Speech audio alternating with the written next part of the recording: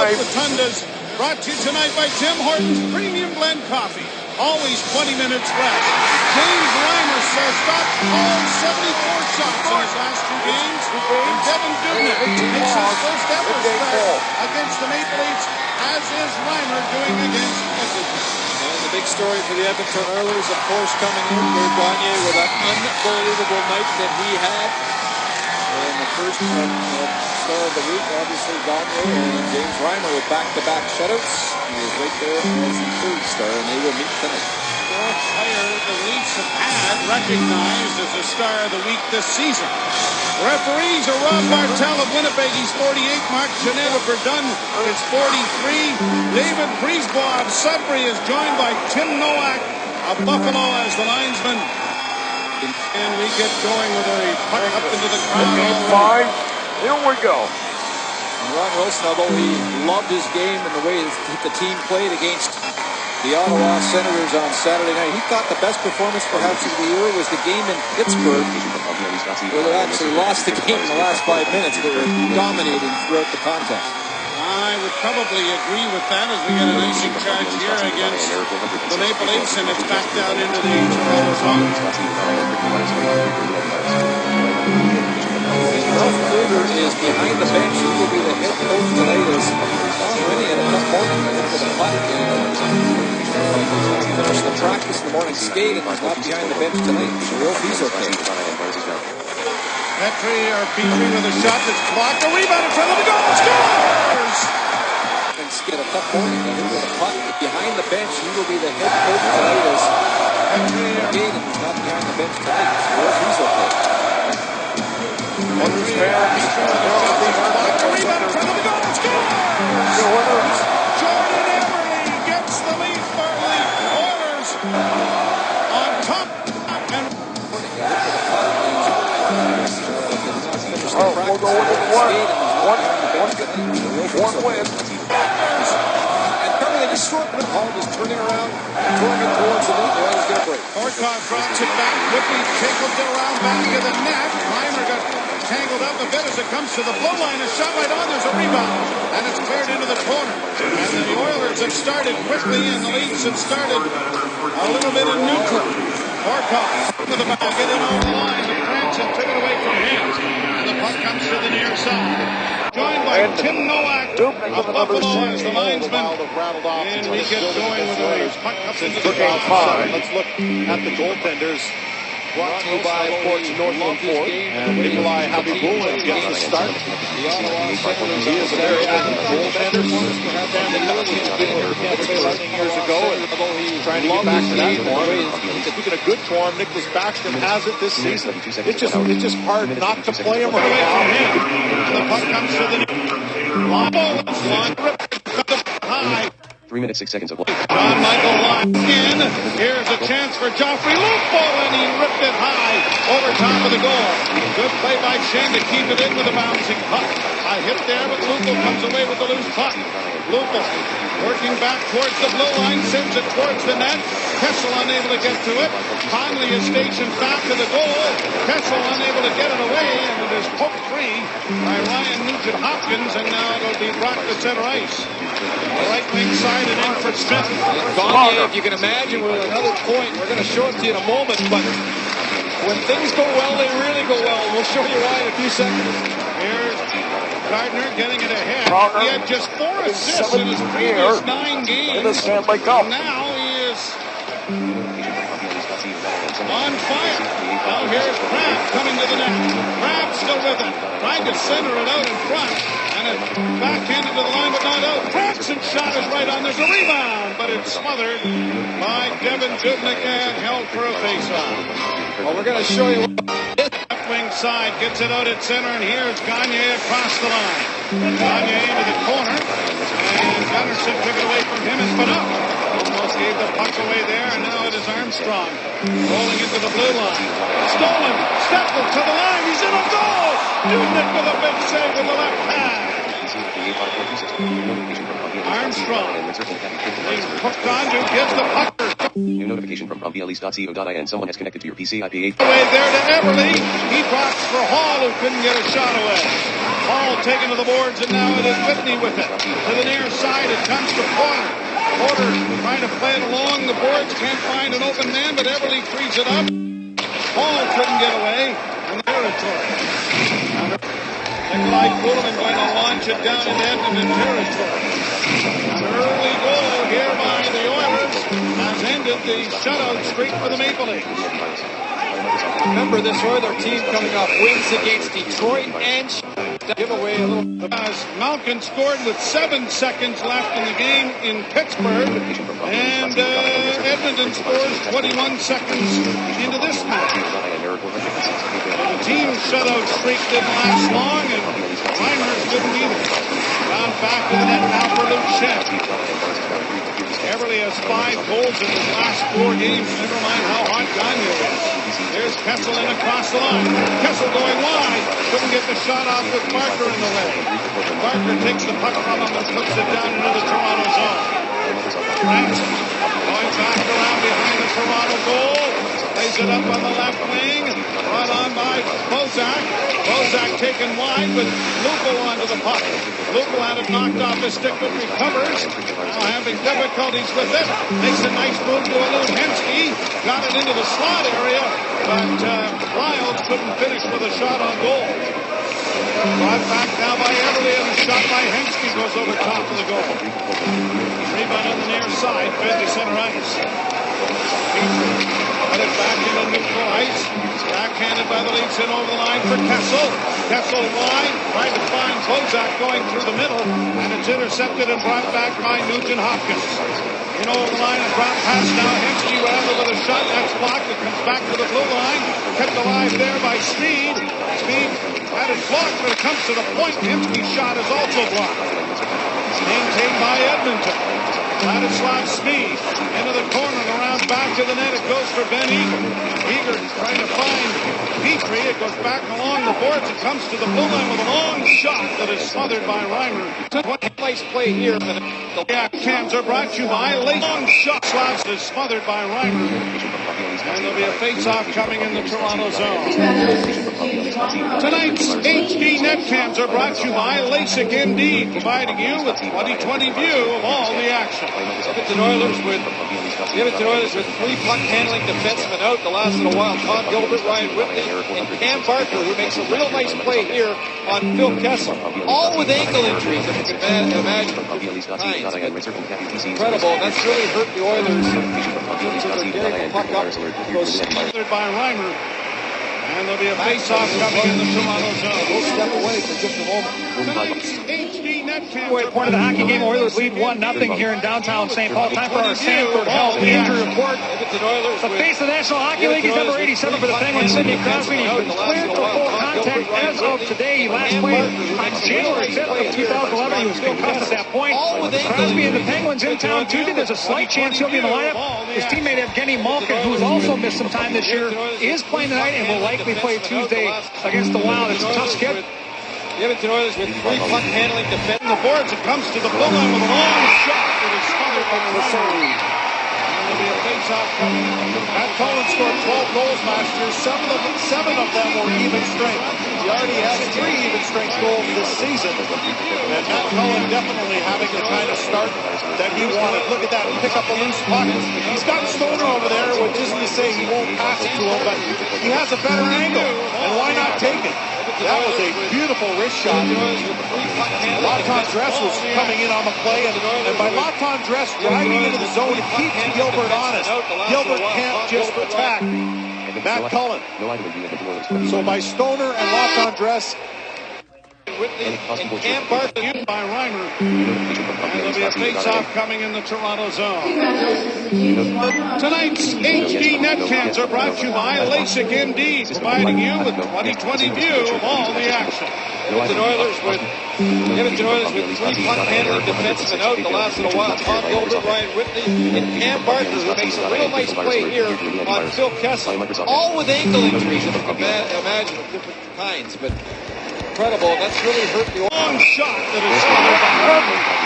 Makes another save. The Oilers is not having a easy time getting out of the zone and eventually ice the puck because of it. Well, join Ron Gardenhire. The Edmonton Oilers with 3 puck-handling defensemen out the last little while. Tom Gilbert, Ryan Whitley, and Cam Barker, who makes a real nice play here on Phil Kessel. All with ankle a bit down into the Toronto end. He was there again. 8 minutes 52 seconds of what? 8 minutes 32 Goniey, left wing, and then deposit it down into the Toronto end. Goniey had it knocked away. It comes up onto the wing. The Leafs don't get it out past Potter at the point. Long shot is deflected in front of the net. Goniey was there again. Cleared to the line and out. Fired right back in again by Edmonton. Approaching 6 minutes played in the first period. 1-0 Oilers.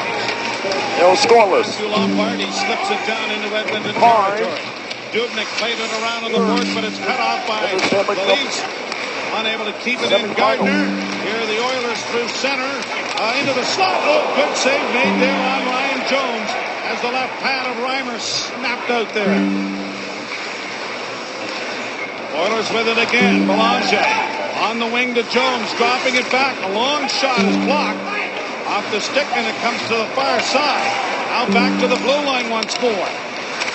Trying to keep the puck in. The Oilers do. It comes back into the slot. Dished off onto the left wing side, and a wrist shot is off the blocking glove of Reimer, and it'll be brought in. Played to the line and in. Gilbert trying to take his man to the boards, can't do it. And it's around back to the net now for Belanger. Played to the line and out in the Leafs regrouping.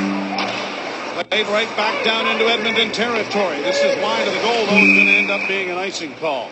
Now, my good friend Doug McLean, you know, we have a bit of a thing going back and forth, and he's helping me out this time. Thank you, Mr. McLean. I think I called Sam Dave. That can happen. And I played against Dave for so long, I knew that perhaps I might do that, and how can you do that with a guy that's been the hottest guy in the National Hockey League? So thank you, Doug McLean, and my apologies. Yeah, Dave thanks you as well. Yeah, he'd love to get that many points in the game. Played right back down into Edmonton territory. This is wide of the goal, though. It's going to end up being an icing call. That is up to take Edmonton territory. This is going to end up being an icing call. Now, my good friend Doug McLean, you know, we have a bit of a teamwork. He's helping me out this time. Thank you, Mr. McLean. I think that's Dave. It's not going to happen. And Oilers have won games for so long, I knew that I might do that. How good is that first goal from the hottest guy in the National Hockey League? So thank you. The points of the game. Well, he's been involved in the 12 of the last 13 Oiler goals.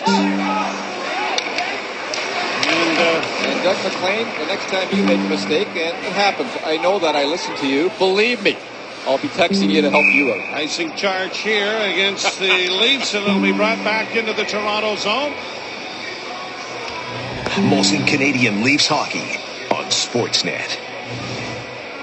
Brought to you by Molson Canadian, made from Canada. Well, the hottest player ever. Team coming off wins against Detroit and Chicago. They've been playing very, very well, and they're now healthy. This period. Now's the best time to get behind the wheel of a Toyota and drive home a deal. And Stecco with the best leap chance so far early here in this hockey game. Another broken play and a giveaway, a little miscue there. Comes to the blue line with a long shot that is smothered by Reimer. It was a delay of game. And there'll be a face-off. Toronto. With a long shot that is smothered by Reimer. And the...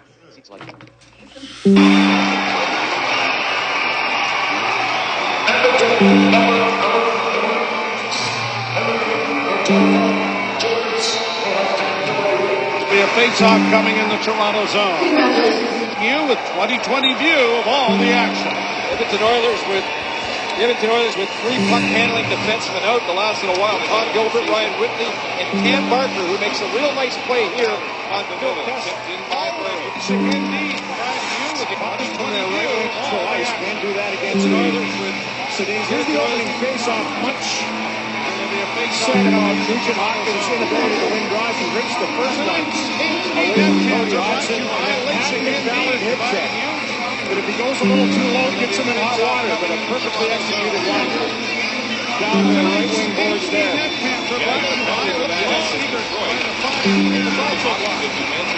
Maintained by Edmonton. Vladislav Sneed into the corner and around the back of the net. It goes for Benny.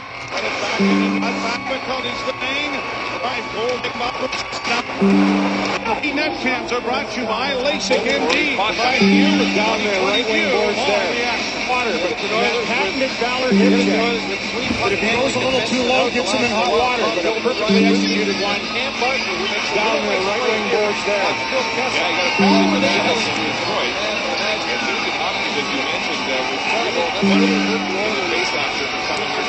If he goes a little too low, gets him in hot water. But a perfectly executed one. Cam Barker, who makes a real nice defenseman out the last little while. Todd Gilbert, Ryan Whitley, and Cam Barker, who makes a real nice play here on Phil Kessel. All with ankle injuries. with 2020 view of all the action coming into the Toronto zone. Tonight's HD net cams are brought to you by LASIK Indeed, providing you with 2020 view of all the action. Edmonton Oilers with 2020 view of all the action. Edmonton Oilers with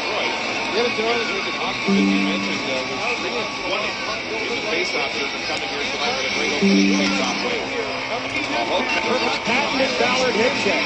But if he goes a little too low, gets him in hot water. But a perfectly executed one down the right wing boards there. Yeah, I got a penalty for that. Destroyed.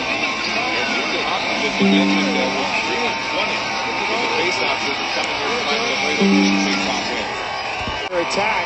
Smith and Luongo with a word to one another in the tail end of all that.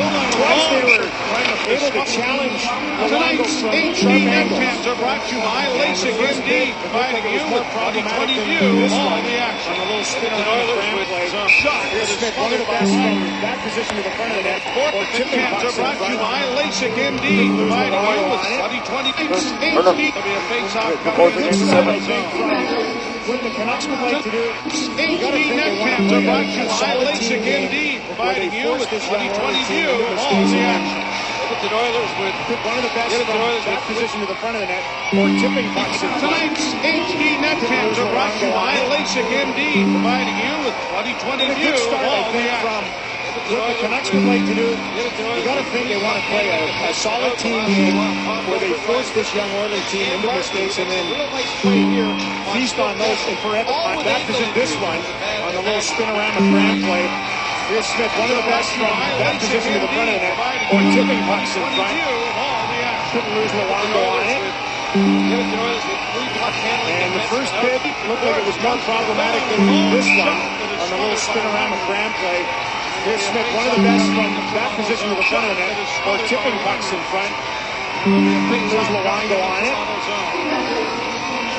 Been a good start, I think, from what the Canucks would like to do. You got to think they want to play a solid team game where they force this young Oilers team into mistakes and then feast on Luongo from sharp angles. And the first with 2020 view of all the action. Samuelson and the Oilers going on the power play. Oiler coach Tom Rennie lost a good friend to leukemia this summer. Doug Digger Davis is survived by his wife Carmen, children Jordan and Laura. Tom's wearing a tie tonight of Doug's that Carmen sent him for his good luck. Boxing Paris Small. Real nice play here on Phil Kessel. All with ankle injuries. Tonight's HD net cams are brought to you by LASIK Indeed, providing you with 2020 view of all the action. There's some sloppiness in that area of the game as well. There'll be a face-off coming in the Toronto zone. Tonight's HD net cams are brought to you by LASIK Indeed, providing you with 2020 view of all the action. Some sloppiness in that area of the game as well. Here's the latest. As Theo Peckham was trying to keep a puck up at center ice, Samuelson in the box, and it's been productive on the power plays.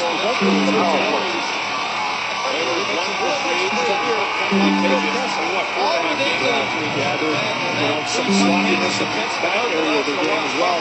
Here's the latest. As Theo Peckham was trying to keep a puck up at center ice, Samuelson some sloppiness in that area of the game as well. Here's the latest. As Theo Peckham was trying to keep a puck up at center ice. Samuelson in the box, and it's been productive on the power plays for both teams. Here's the latest. As Theo Peckham was trying to keep a puck up at center ice, Samuelson in the box, and it's been productive on the power plays for both teams here tonight.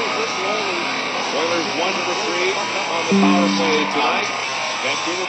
Yeah, they're all with ankle injuries. If you can imagine the box score tripping, that's the red ball. That's really the Oilers taken in what, 4.5 games. This end, and the Oilers going on the power play as we join Scott.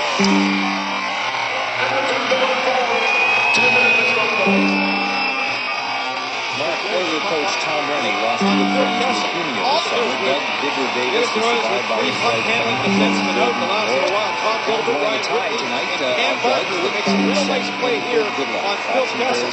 All with ankle injuries. If you can imagine all the action. Edmonton Oilers with three puck-handling defensemen out the last little while. Tom Gilbert, Ryan Whitney, and Cam Barker, who makes a real nice play here on Phil Kessel.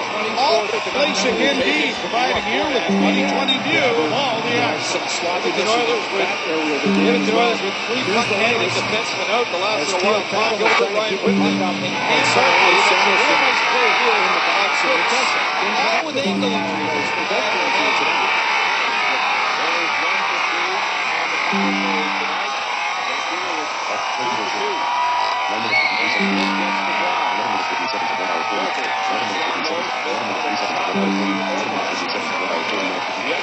Well, the hottest player ever in one game is going to celebrate an anniversary tomorrow. Darryl Sipper's 10th point night. February 7th, 1976. Onside coming here at the Toronto Blue Line. The Oilers on a goal by Everett have a 1-0 lead over Toronto. Games, and they really start off very well this hockey game. Reimers had all kinds of traffic in front of him. There's a terrific left pad save on Jones moments ago. And the Oilers have had 2 or 3 more quality chances. And of course, they're already up 1-0, and they've outshot the Maple Leafs 7-2 already. The only goal ever lead from Goniey and Hall, 21 seconds into this game. And the draw knocked down into the Toronto zone, and Kyle Gunnarsson reverses the puck there for Kuhlman. The only goal ever lead from Goniey and Hall, 21 seconds into this game. And the draw knocked down into the Toronto zone, and Kyle Gunnarsson reverses the puck there for Kuhlman. Off the boards for Clark McCarthy. He was unable to handle it.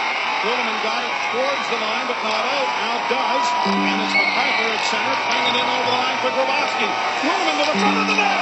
Oh, and he made contact. Now a backhand by Grabowski is smothered by Dubnyk.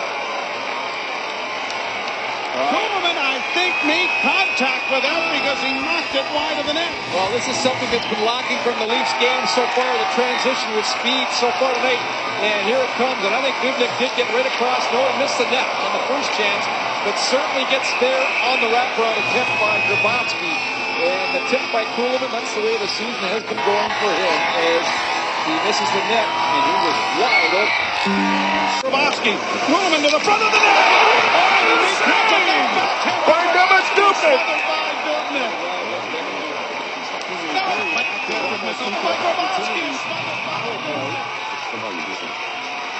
Here's the last chance.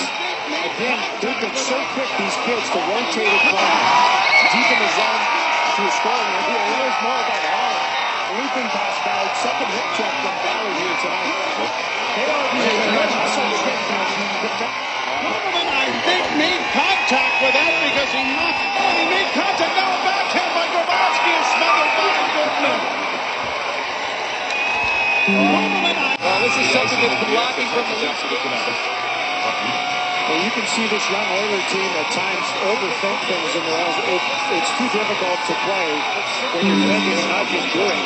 And you can see individuals from Petrell and the defenseman Gilbert ended up standing next to one another and looking at one another and trying to figure out what's right in the slot area. They both end up in the slot area, looking at one another, they're covering each other, not a Canuck.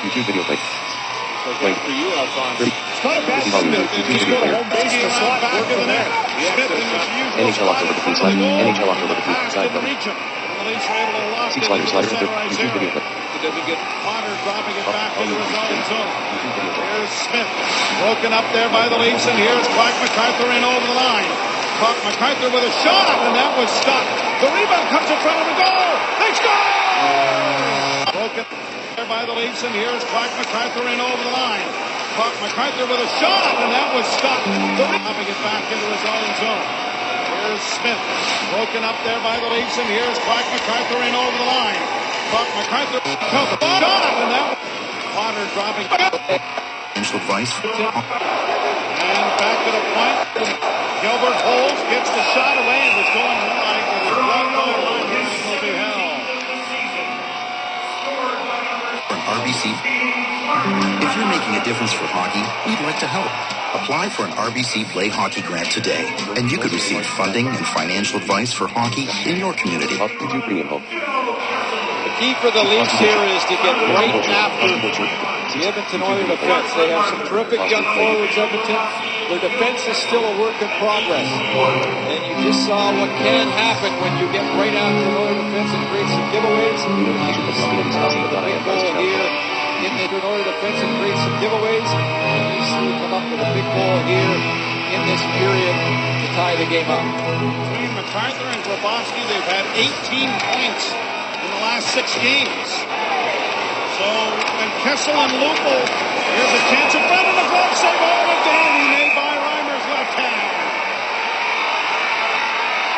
Kessel and Lupul cooled off. Grabowski, Kuhlman, and MacArthur caught fire.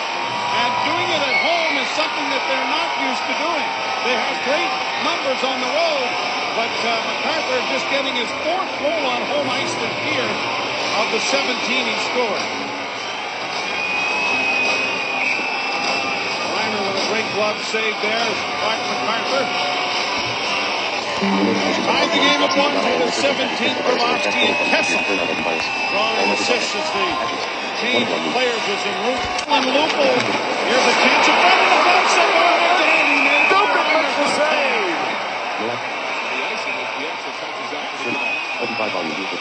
Well, you can see this young Oilers team at times overthink things in their own. It's too difficult to play when you're thinking and not just doing. And you can see individuals, Petrell and the defenseman Gilbert ended up standing next to one another and looking at one another and trying to figure out what's right in the slot area. They both end up in the slot area. They're looking at one another and they're covering each other. Not a Canuck. But after you, Alphonse. It's not a bad thing to just go to home base in the slot and work from. Change. 16th Grabowski and Kessel. Conley gets it out at center. Lombardi nudged off the disc. It goes around on the boards and comes to the line, but not out. Cody Franson, a cross ice feed for Lyles. Lyles into the slot area for Crabbe. Crabbe diligently working back of the net. Being grabbed on there by Speed. Cycles it back behind the goal, and Conley is in pursuit. Here's Crabbe cutting it off. Against the boards, it is Petrell who can't get away. Now Franson knocks it down. And the shot. And a pass save made there by Goniey. Pass into the slot is broken up and played to center ice.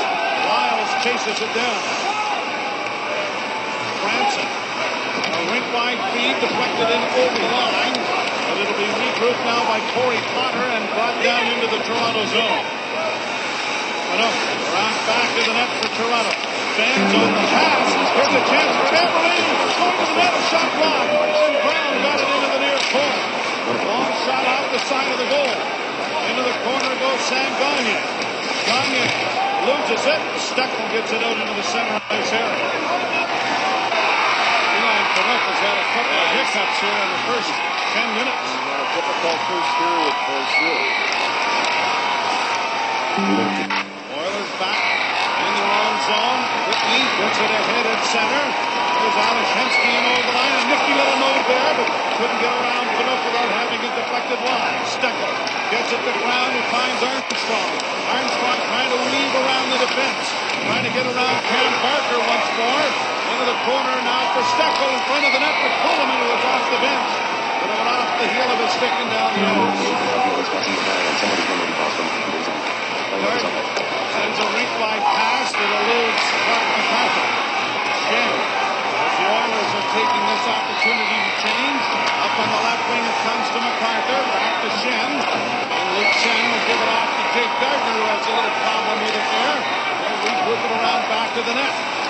Shen, a lead pass trying to spring Kuhlman that didn't work.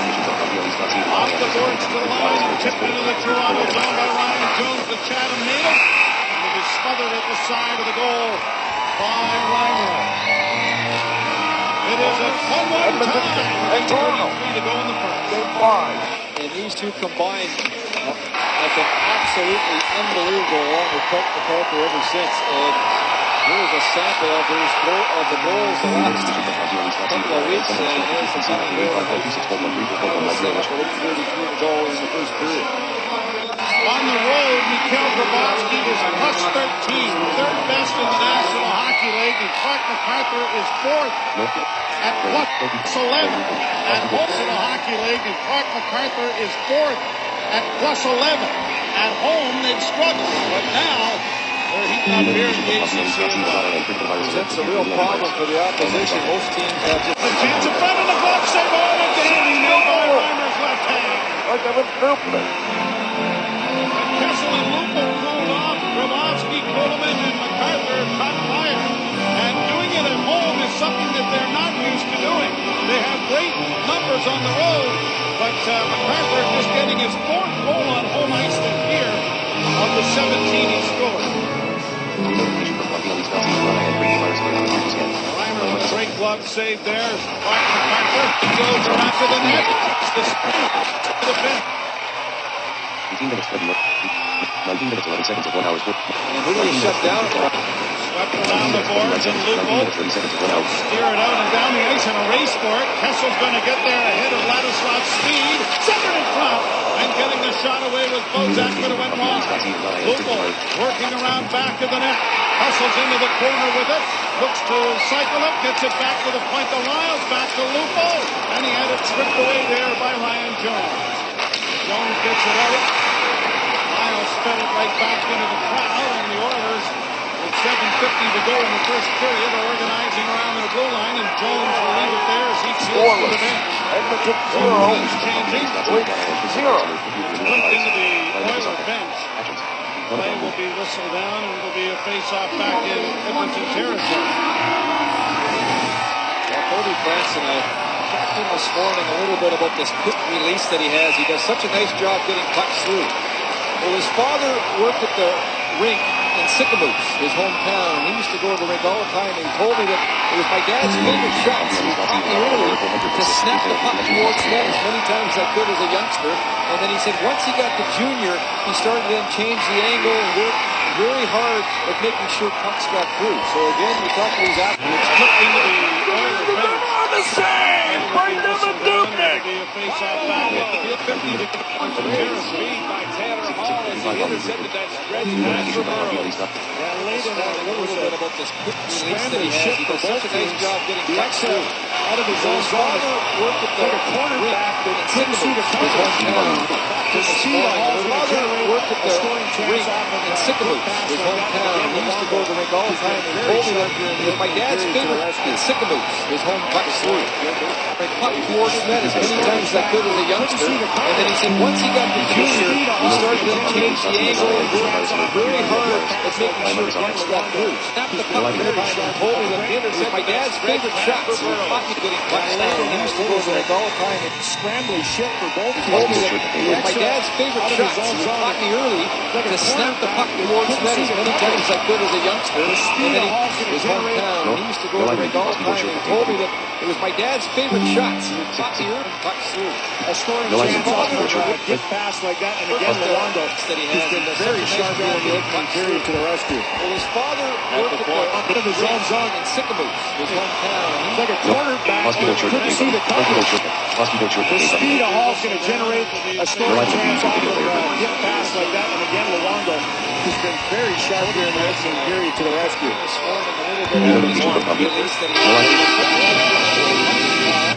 Well, his father No, I don't do. Well, Cody France and I YouTube video player. a little bit about this quick release that he has. He does such a nice job getting pucks through. Well, his father... Nope, 20 minutes 35. 20 minutes 40. These athletes, and so often. And then he said, well, that's why they're good at it. A centering pass by Goniey went off the side of the goal. But the Oilers bench whistle down, and it'll be a face-off back in Edmonton territory. 35 volume. Cody goals, one on power play. This morning, a little bit about this quick release that he has. He does such a nice job getting pucks through. Sandy Fowler, a power play goal, scoring on Vancouver's only power play of that first period. This morning, a YouTube little video bit player. about this New notification from coffeeellis.ca.in. The circle can be quick virus alert. Fast forward button. His father worked at the... Possible port short okay button. This morning, a little bit about this quick release that he has. He does such a nice job getting power play. Seat slider. 20 minutes 43 seconds. That's the way the connection getting there by Lombardi. He could have got a shot away, but it's going to be deflected up into the screen and out of play. New notification from coffeeellis.ca.in. Taylor Hall Here's just the scan. having such a terrific year once again. Look at the statistics there. Yeah, and he's had some injuries as well, only 4 points short of last season's production. He attended the Heritage Classic back in 2003 as an 8-year-old. I said, what do you remember? He said it was cold and everybody was drinking beer. He couldn't understand it. Including him. I don't think so. Centering pass. Shot there by Steckel, went off the skate. Into the corner goes Armstrong. Steckel down there. And have a little trouble doing anything here without his stick as he lost it in the fray. It comes around on the boards, and now Steckel's going to be able to pick up that cue on the way out. Pass on the right wing for Hensky. Drop past Smith into the slot. The shot goes high over top of the goal. Hensky around back of the net. Jim Hopkins out there at the center ice position with them.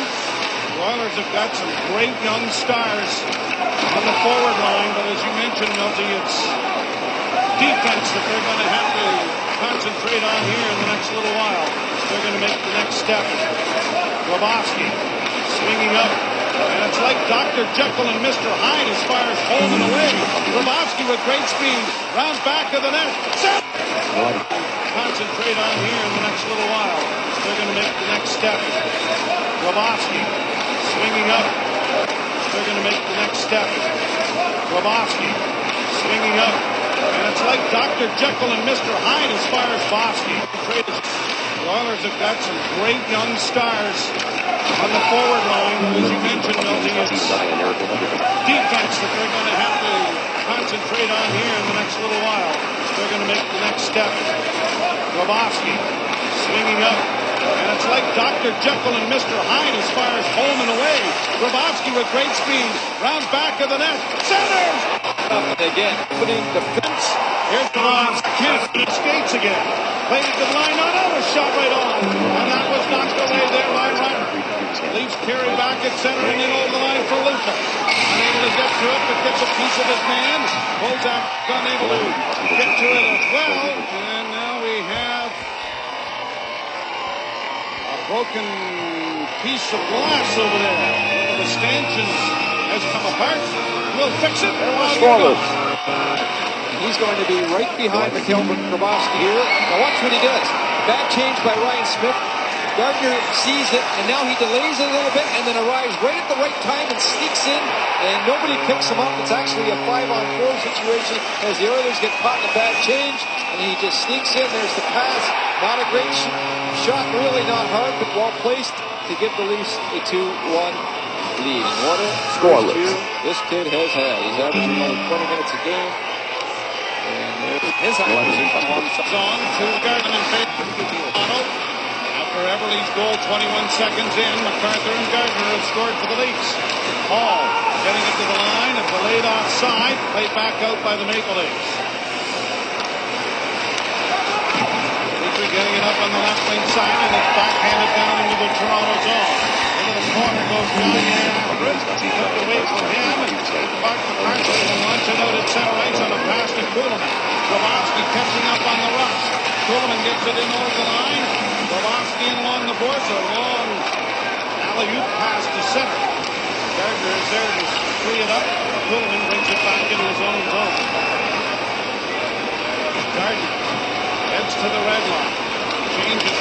a long shooting goes wide of Dubnik's cage.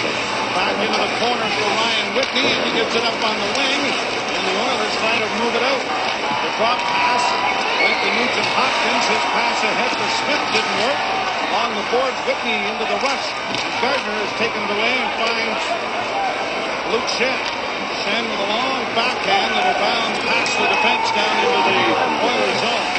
And back in the net, Gilbert playing it up onto the wing, and Smith pass. Partially blocked, but carried on by Nugent Hopkins and across the line. Drop pass, goes to the side of the goal. And Franson took it away there and sent it ahead at center. Here's a chance for Lombardi. Through on the defense, he's in a goal! And down to smother the 5-hole was Devin Dubnyk to hold on as he bails out his defenseman. And Tom Gilbert is the culprit. He gets caught flat-footed. And we've seen this before from Lombardi. He's got a terrific change of pace. And there is that change of pace. Gilbert gets caught standing still, and Dubnyk's been very good this period, or this score could be a little bit worse as the Leafs have really come on the second half of this first period using their speed. Draw is batted into the corner by. It's a chance for Lombardi. Through the defense. On Devin Dubnyk! Was Devin Dubnyk. Order saves by Devin Dubnyk. The Oilers are late. Scoreless. And we've seen this Game before. 5. Lombardi's got a treatment. He gets Hold on as he bails out his defenseman. Tom Gilbert is the culprit. He gets caught flat-footed. And we've seen this before. Lombardi's got a terrific change of pace. And there is that change of pace. Gilbert gets caught standing still. Dubnyk's been very good this period. This score could be a little bit worse. He's got to really fast him down the second half of this first period using their speed. Hold to the side. Sportsnet is your tennis sports. Then join the BP. Batted into the corner by. This score could be a little bit worse. Put into the night at the Toronto blue line.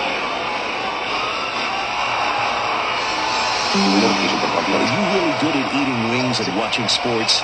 Then join the BPFL at your local Boston Pizza and start eating your way to great prizes. Sportsnet is your tennis home. Watch Milos Raonic lead Canada against France in the upcoming Davis Cup live from Vancouver, February 10th through to the 12th right here on Sportsnet East, Ontario West, and Pacific. I want to wish a very happy birthday to assistant coach Scott Gordon, along with Bob Seymour of Stevensville, who's 70. Mary Worcester, who works in the front office with the Leafs. His daughter, and Mary Troy, 102 years young in Etobicoke, watching the game tonight. Big Leaf fan of Sundin and Gilmore Park. Congratulations. Here are the Oilers back in across the line. Horcock with a shot, and that was knocked down by Reimer. The rebound around back of the net. Horcock tied up there by Lupo. Puck comes straight. Horcock coming out in front, sends it back. Petrie with a chance in front, and the shot by Horcock went nowhere. Horcock was 5 feet in front of the goal. Wide open. Yeah. Why send it further away? Oilers back in their own zone, and Hall starts down the left wing. Hall working against Schenn. Stops coming into the slot. Nice pass. Everly again. Scores! Zone A. Oilers back in their own zone. Hall starts down the left wing. Hall working against Schenn. Stops gunning into the slot. Starts down the left wing. Hall working against Schenn. Stops gunning into the slot. Nice pass. Everly again. Up front. The point kept the official immediately waves it off. And here goes Smith where he always goes, right in front of the net. Boy, oh boy. Unless the net is off before the puck. Let's have a look. There's the first shot, second shot. That should count. That should be a goal as he was pushed in from behind, and then the puck is sitting there and he knocked it in the net. There's no goal to play. The incidental contact with the goaltender. No penalty. Oh, the Edmonton Oilers are not going to like this one. And nor is Ryan Smith. I don't blame him. For me, he was pushed behind, and John Michael Isles might know it also by the look on his face. Let's have another peek at it from this angle. There's Smith in the crease. And the question is, did he get pushed from behind or not? Smith, I don't blame him. For me, he was pushed behind, and John Michael Isles might know it also by the look on his face. Let's have another peek at it from this angle. There's Smith in the crease. And the question is, did he get pushed from behind or not? The ref says he didn't. So, a break for the Maple Leafs. Took down into the Edmonton zone. Game tied at 2. Dubnyk leaving it back to the net line. Took down into the Edmonton zone. Game tied at 2. Dubnyk leaving it back to the net line. Crept in. Now it is Grabowski trying to play it in front, but it's cut off and brought out by Hemsky. Hemsky dropping it back, and the pass was in behind Smith. And the Leafs counter-attack now. Here's Goodman in over the line, trying to drop it back for Grabowski. Grabowski works around back to the net. Still with it, centers, and that one off the shin pad the other way, and out, away from the net. 1:36 to play in the period. Gardner has a go off the leg, fed back in center, cut off there by Gardner, and he carries it in against Lyle from the top side. With 1 minute and 27 seconds left in the first. Are you really and start Your tennis home. Watch Milos Raonic lead. Sport Davis Cup live from Vancouver, February 10th through the 12th right here on Sportsnet East, Ontario West, and Pacific. They want to wish a very happy birthday up into the screen and out of play. And with 1:19 left in the first. Taylor Hall just having such a terrific year once again. Yeah, and he's had some injuries as well, only 4 points short of last season's production. He attended the Heritage Classic back in 2003 as an 8-year-old. I said, what do you remember? Going to be deflected up into the screen and out of play. By Dubnyk. With 1:16 left. And then he said, what? Taylor Hall this morning on what we're trying to do tonight. One of the things he said he was going to do is check off the worst of this collision with 2 fouls in the first period. Initially, that's the long as well. A lower body injury season's production. He attended the Heritage Classic back in 2003 as an 8-year-old. Trying to get around for no. Plans to do tonight. One of the things he said he was going to do is use Cincinnati's, but Hordichuk got the worst of this collision with 2 fouls in the first period. Initially, that looked like a lower body injury, but now he's in the Oilers room under examination. 28 minutes, 40. 31 minutes, 30 seconds of 1 hour. 32 minutes, 20 seconds of 1 hour, 40 minutes, 54. 12 to go in the period. Handed down into the Edmonton zone. Minute 12 to go in the period. Laid out at center ice now. Here's Goniey. Left wing pass for Hall, and his speed in front of the net, which was a pass, was kicked away by Ryder.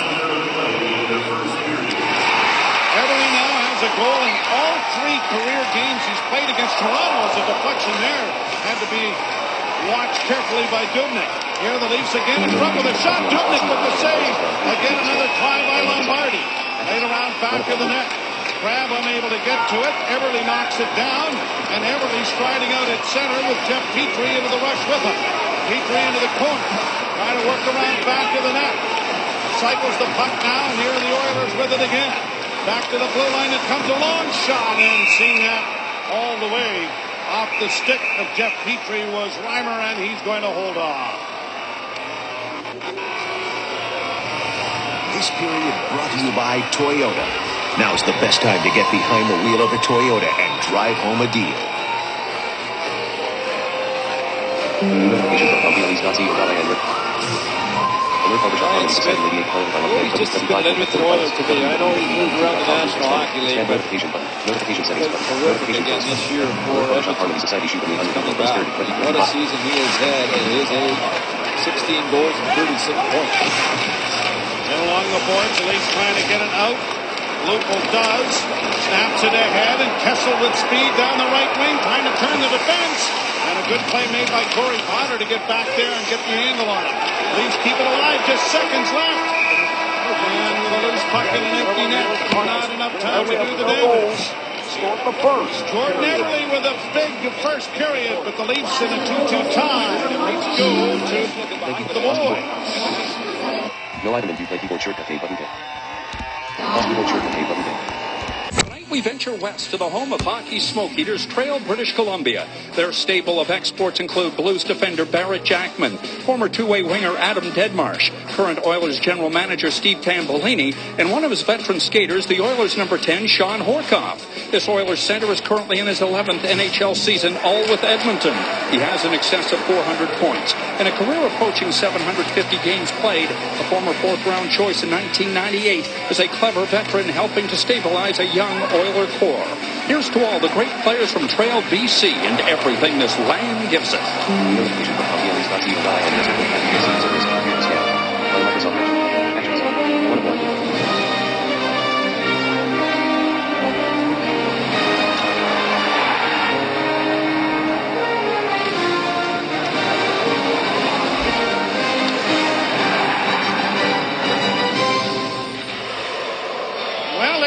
Was a bit of a track meet in that first period. 2 goals apiece. Eberle has both for Edmonton. MacArthur and Gardner scoring for Toronto.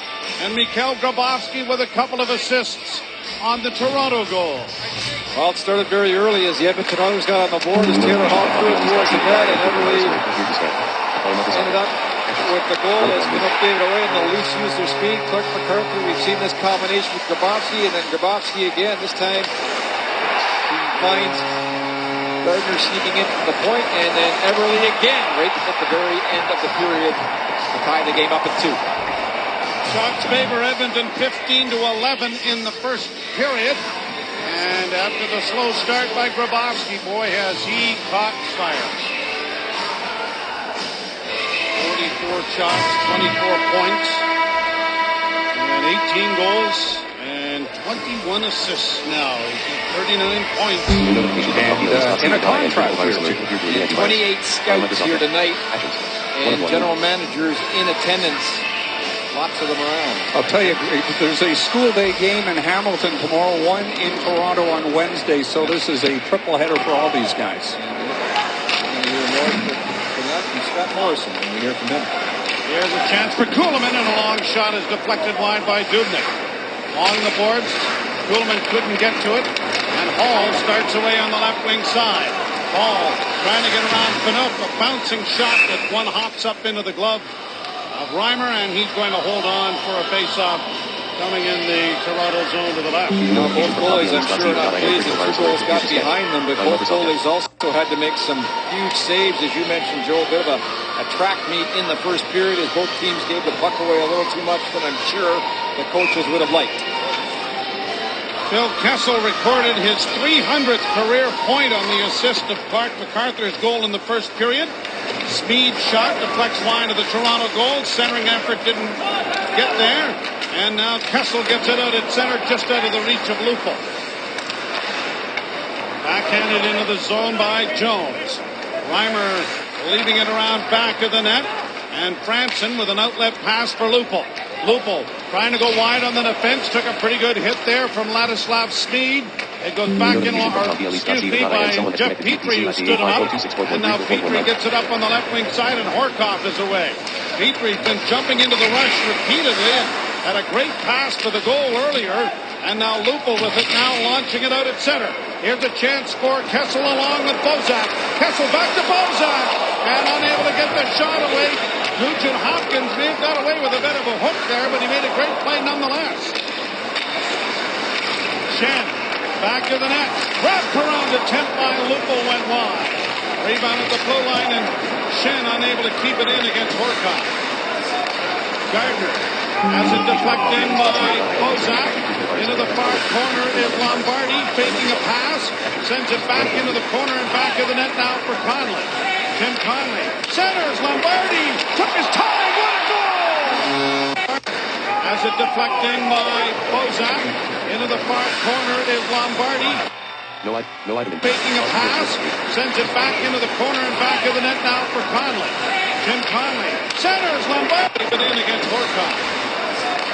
Gardner has it deflecting by Bozak. Into the far corner is Lombardi, faking a pass.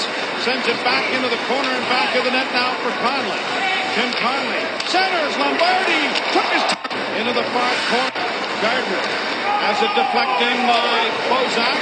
Into the far corner is Lombardi faking a pass. Sends it back into the corner and back to the net now for Connolly. Jim Connolly centers. Lombardi took his time. What a goal! Guard low line and Shen unable to keep it in against Horcock. Gardner in it up over the line. In a little deeper. Tom Gilbert gets it out. Brought to the line by Ben Eager. A little shoot in that Reimer has a little difficulty with, but presses it up against his body to hold. Now Dubnyk here on this last play. A little bit of a mix-up with his defense behind the net. And that's what starts it off. As Dubnyk there traps the puck and then just can't get a handle on it. And that slowed the puck down enough for Matthew Lombardi to get possession, hit circle high, get the puck back, and then dish it off to Kessel. There's a chance at the blue line, and a shot is blocked there by Mike Brown, and he blocks a third to get it out. Armstrong across the line. Armstrong sliding it in, and Brown sends the shot whipping wide of the goal. 3 blocks and a shot in about 4 seconds. Here's a chance for Armstrong again. Toby Armstrong. Back of the net for Mike Brown. Brown hustles into the corner after the loose puck. Brown thought about cycling it back for Armstrong, but it was gobbled up there, and Hall gets it out, and Brown shoots it right back in again. Pretty good shift there from Mike Brown. Those are tough play for goalies because sometimes the puck will skate away from you behind the net, and your entire team is expecting the goalie to stop the puck, and when he doesn't, it normally means that the opposition is going to get puck possession behind the net like the Leafs did.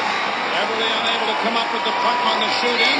Kuhlman gets it freed up, and here's Carl Gunnarsson in over the line. Played around to the near side. Kuhlman is there again. Had it knocked off his stick.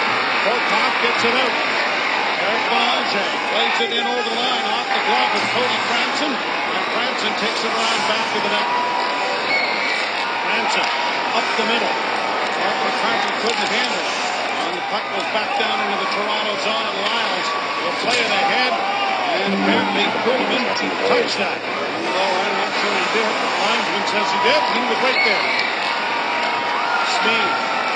Outside, brought on by Belanger. Belanger pulls up at the line. Had a shot, though, that was deflected into the corner by Reimer. He's get clear of it back into Edmonton territory. Here's a giveaway again. Dubnyk! Nice goal! Brought on by Belanger.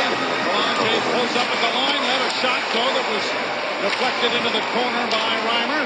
He's get clear of it back into Edmonton side. Does he bucked it into the corner by Reimer? He's get clear of it back into Edmonton territory. Here's a giveaway again. Dubnyk! Nice goal! Shot to Edmonton territory. Here's a giveaway again. Dubnyk! Nice goal! Clear of it back into Edmonton territory. Here's a giveaway again. Dubnyk! Nice goal! Side brought on by Belanger. Belanger pulls up at the line. Had a shot, though, that was deflected into the corner by Reimer. He's get clear of it back into Edmonton territory. In the 5 minutes of the second period to build a 4-2 lead for Tyler Bozak. It's his 10th of the season. Barker missed 35 games with an ankle injury. Came back February the 2nd, and this Edmonton Oilers defense, they've been broken down a little bit, and probably a lot of them just trying to get their timing back. A situation there where a little overhandling it. Tambellini, I think they're doing a great job in Edmonton building this team, but it's tough to be patient, and you can see Tambellini a little anxious at the moment with his group, but young mistakes on the blue line has really hurt the Edmonton Oilers throughout the year. But you look at their forwards and the way they've drafted, and this team, I think, has a terrific future moving. Getting it right. Lead netminder. I would hate to be counting the giveaways in this game. Here's a chance in over the line for Everly, and the hat-trick goal just was in his reach, and he shot wide. How good is Everly? Wow. Kessel back the other way. Kessel steers it into the corner. Connolly couldn't come up with it, and Tom Gilbert will get it up on the wing, and now here's a pass up on the left wing side. Goniey knocked down. His father Dave is in attendance tonight up here in the press box. Thought he was on the ice for a while early. I told him he was. On the left wing side, Lombardi with speed, and he is upended and in the corner. No penalty there either. Thanks for that, Joe. Well, that's all right. And over the line for Hall. Chased by Carl Gunnarsson. centered in front. And it's back onto the stick of Lombardi, who was slow to get back into the zone. Here's Lombardi back in the other way. Takes Hall to the corner. Or the side boards pushed ahead then by Ryan Jones, but not out.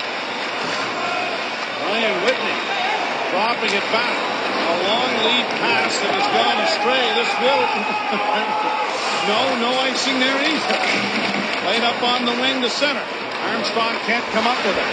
What's on our chart? Are they Edmonton to Winnipeg already? And there they are. The line takes it. Oh! It went off the stick of Reimer and almost deflected out in front of the goal.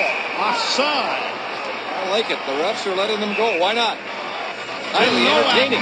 Tim Nowak finally blows the whistle. 4-2 Toronto. Nowak finally blows the whistle. 4-2 Toronto. And one noticed that Mike Brown here with a couple of big blocks when the score was still 3-2, and there's another one, and then he gets the puck out, battles to get the puck out, and what does he do? Goes right to the net. And this fourth line for the Maple Leafs have been able to come up with some big minutes for the coach the last couple of weeks. Well, in a checking role, late in periods, and instead of a liability, they're being assigned some very important minutes in a defensive role. And many times checking the other team's better line. So with 15 games coming up in 31 days, the Leafs are going to need everybody. We got a lot of hockey on in the next little while. Goniey steers it down into the Toronto zone. Both goalies, if anybody wants to start the goalie controversy, there isn't one. They both are going to have to play, and they're both going to be needed the next little while with this schedule. They off the boards on the left wing for Hall. Hall with a pass ahead to the line and in. Everly moving to the middle of the ice to Webber, and then shot it off a stick wide. Canuck got a piece of it. Canuck banks it ahead. Jordan Everly has never had a hat trick in the National Hockey League. He's had about 4 chances to get one here in the second period. Kessel down the board, centers, MacArthur with a bullet, and that was stopped. He gets a bonus try, a pass in front, looking for Kessel, didn't work. Pass off the boards for Kessel, in by Franson, and the centering pass, and Hall intercepts that. Nugent Hopkins getting it ahead at center. Left wing for Ladislav Sneed. He'll play it around back of the Toronto goal, and Franson has it in his skates, finding it there to get it around on the wing, but it's cut off by Sneed. Sneed down into the corner. Kessel chasing him. Sneed still with it. And the cycle, the puck flips it back to the net. Cut off by Lyles, but Smith has it again. Back to the blue line it goes. Long shot is whistled wide of the net by Petrie, and Reimer never moved. Petrie with it again. Pass in front, gobbled up, brought out at center. Franson looks for a pass on the wing to Lupul. Lupul cutting in, and the shot is deflected off the glass. Hemsky bringing it back the other way. Smith with a shot. These two teams will meet in about a week's time out in Edmonton. Kessel launches a bouncing shot in on Dubnyk. 11:14 to go, second period. 4-2 Leafs. Out at center ice and snapped down into the zone. Against the boards, Lombardi can't get to it. Edwell getting it back to the point. Long shot taken there by Parker is blocked. It goes into the corner. They bang away in there with Ben Eager trying to come out with it. And Shen trying to outfight Eager for the disc as they played high to center ice over the outstretched hand of Parker, but it's going to be right on goal. Dubnyk leaving it there. Up on the left wing for Eager, rolling it in on goal, and it was just off the mark wide. Jones shedding the stick of Carl Gunnarsson that may have been hooked onto him. Here's Gunnarsson across the line for Brown, and his shot went wide. Armstrong, half-boards far side, down back to the net for Steckel. Steckel trying to center, and the panel down play. Dubnyk knocked that away. Laid out at center ice, and the Leafs regroup it again. Franson banking it ahead for Armstrong. Armstrong back to Brown. Brown coming through the neutral zone was upended, and the puck goes back down into the Toronto end. Cody Franson around back of the net. Jammed the brakes on. Got it up on the wing for Armstrong. Now to Brown. Brown slides by one and hustles into the corner as the Leafs change on the go. Smeed around back of the net. And it's cleared out into the center ice area on the left wing for Hall. Hall with a sharp angle try. And as it rolled into the goal, it was smothered by Reimer before it was poked out of his glove. 4-2 leads midway through. And as it rolled into the goal, it was smothered by Reimer before it was poked out of his glove. 4-2 leads midway through the second.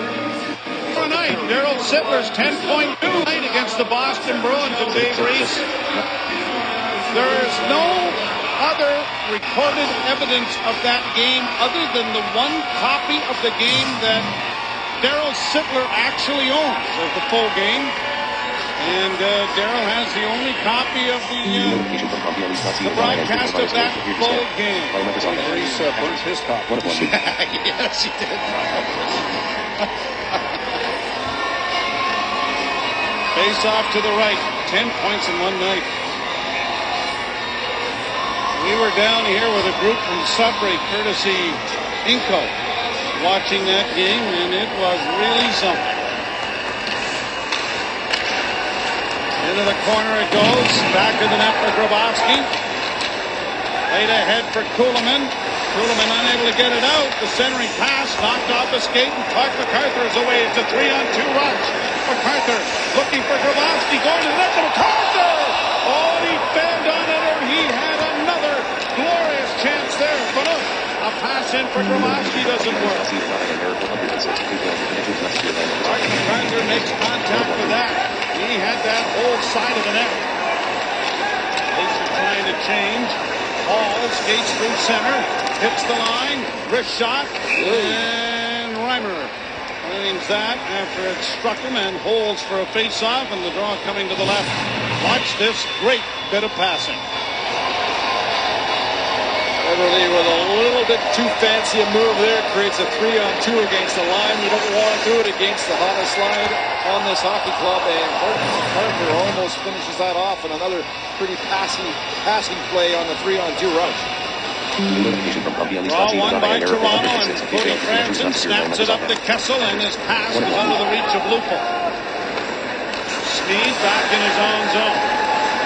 The Oilers are as healthy as they have been all season long. And ditto that for the Maple Leafs, who have Darryl Boyce still in the infirmary, but that's it. Rosehill and Komisarek are healthy scratches. Brought in on the right side now by Bozak, and a centering pass going there.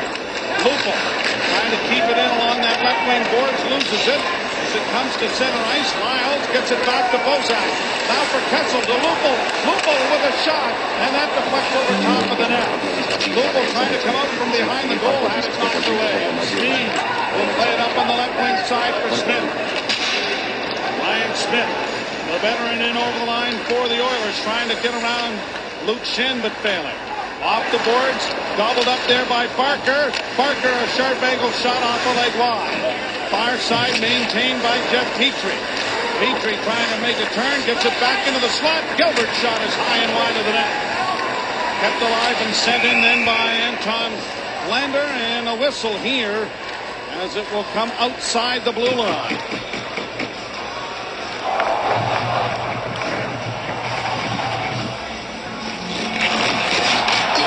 Pro Hockey Life, the ultimate hockey mega store. To renew antivirus by Microsoft Edge. Actions. 1 of 1. And Clark MacArthur, again, this year, he had such a slow start. You wondered if he was going to be able to duplicate last year's season, but he's well on his way now, having a terrific second half. Been around on the boards. Ahead it goes to Joey Crabb. On to Conley. He couldn't get around Lander, and it banked off the boards. It's a delayed offside. Eber was in there. Going to turn into an icing anyway. So it'll be brought back into the Oilers zone. Ron Wilson was a little upset with his crew in the first period. They've settled down a little bit in the second. And goals have not been an issue for his team this year. And defending was an issue earlier in the year, but you have to be impressed the way the Leafs have tidied up their own end. They close gaps between forwards and defense much better. And of course, it goes without saying, the penalty killing has not been an issue for his team this year. And defending was an issue earlier in the year, but you have to be impressed the way the Leafs have tidied up their own end. They close gaps between forwards and defense much better. And of course, it goes without saying, the penalty killing has been huge ever since the start of the year. 14 games without giving up a goal on the power play, and they are battling the likes of Goniey, Quillen, Silas, Nick Ness, Wally Stanowski, Bucko, McDonald, and Turk Broda. Because the 1940-41 team went 15 games without giving up a power play goal. As Happy Day was running the operation with that for the 95th year. And here is a look at what's going on as far as the Leaf penalty killing is concerned. They have launched themselves all the way to 29th place as far as the overall. A long way to go after the start they had. Yeah, they're coming from a long way back. Yeah, oh, yeah. Way back. This is Seabiscuit in the stretch. Happy Day. Score! Oh, what a save. And here is a look at what's gone on as far as the Leaf penalty killing is concerned. What he plans to do tonight, one of the things they have launched themselves all the way to the worst of this was in the peak valleys look in the at what's first period. going on as Initially, he had to walk off what looked like a lower body injury. Now he's in the Oiler room under examination. New notification from PLEs.co.in. Critical virus alert. Here to scan. By Microsoft Edge. Actions. 1 of 1 win. This is Seabiscuit in the stretch. They have launched themselves all the way to 29th place as far as the overall. A long way to go after the start they had. Yeah, they're coming from a long way back. Yeah, oh, yeah. Way back. What a save by Devin Newman. And here is a look at what's going on as far as the Leaf penalty killing is concerned. See, guys, now they have launched themselves stick on their torso, and he got the call. They have launched themselves all the way to 65. They have launched the Leafs as Happy Day. Now back down when they feel any kind of stick on their torso, and he got the call. They have launched themselves all the way to 29th. And here is a look at what's gone on. Yeah, oh, yeah. This is Seabiscuit in the stretch. Long shot, go! A long way to go after the start they had. Yeah, they're coming from a long way back. Yeah, oh, yeah. This is Seabiscuit in the stretch. Long shot, go! Go after the start they had. Yeah, they're coming from a long way back. Yeah, oh, yeah. This is Seabiscuit in the stretch. The score.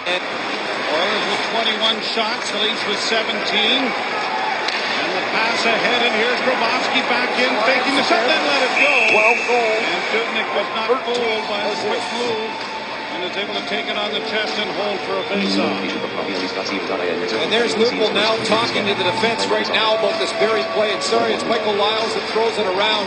And Lupul's a right-handed shot, which makes it a lot tougher for him to trap the puck. He's got to either get his body or stick on that play. That's a tough play for Lupul because he did not have a lot of time to get there, being on the offside. The puck went to the point, ends up in the back of the net because of it. So the draw to the right of Dubnyk. The Leafs lead. Edmonton takes to the Toronto zone. Oilers with 21 shots. The Leafs with 17. And the pass ahead, and here's Grabowski back in, faking the shot, then let it go. The score from the point. Grabowski back in, faking the shot, then let it go. And Dubnyk was not fooled by the quick big man. Sutton gets a shot in right away. And he ragdolls off Patty. Elbow Patty back up. And they're really throwing jackhammers, and they go to the ice. He's really trying to prove himself after he's had the stretch of the game in Detroit. They'll go to the box. A heated scrap here in Edmonton. It's Michael Lyles that throws it around because of his time. Canuck and Smith, two old combatants from the Battle of Alberta. The shot is smothered by Reimer. They're going to give this to Horcock, so maybe he did touch it. At any rate, it's a one-goal hockey game again.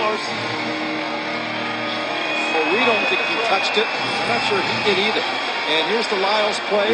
Up the boards. Here's the shot. Horkoff right there puts his blade out.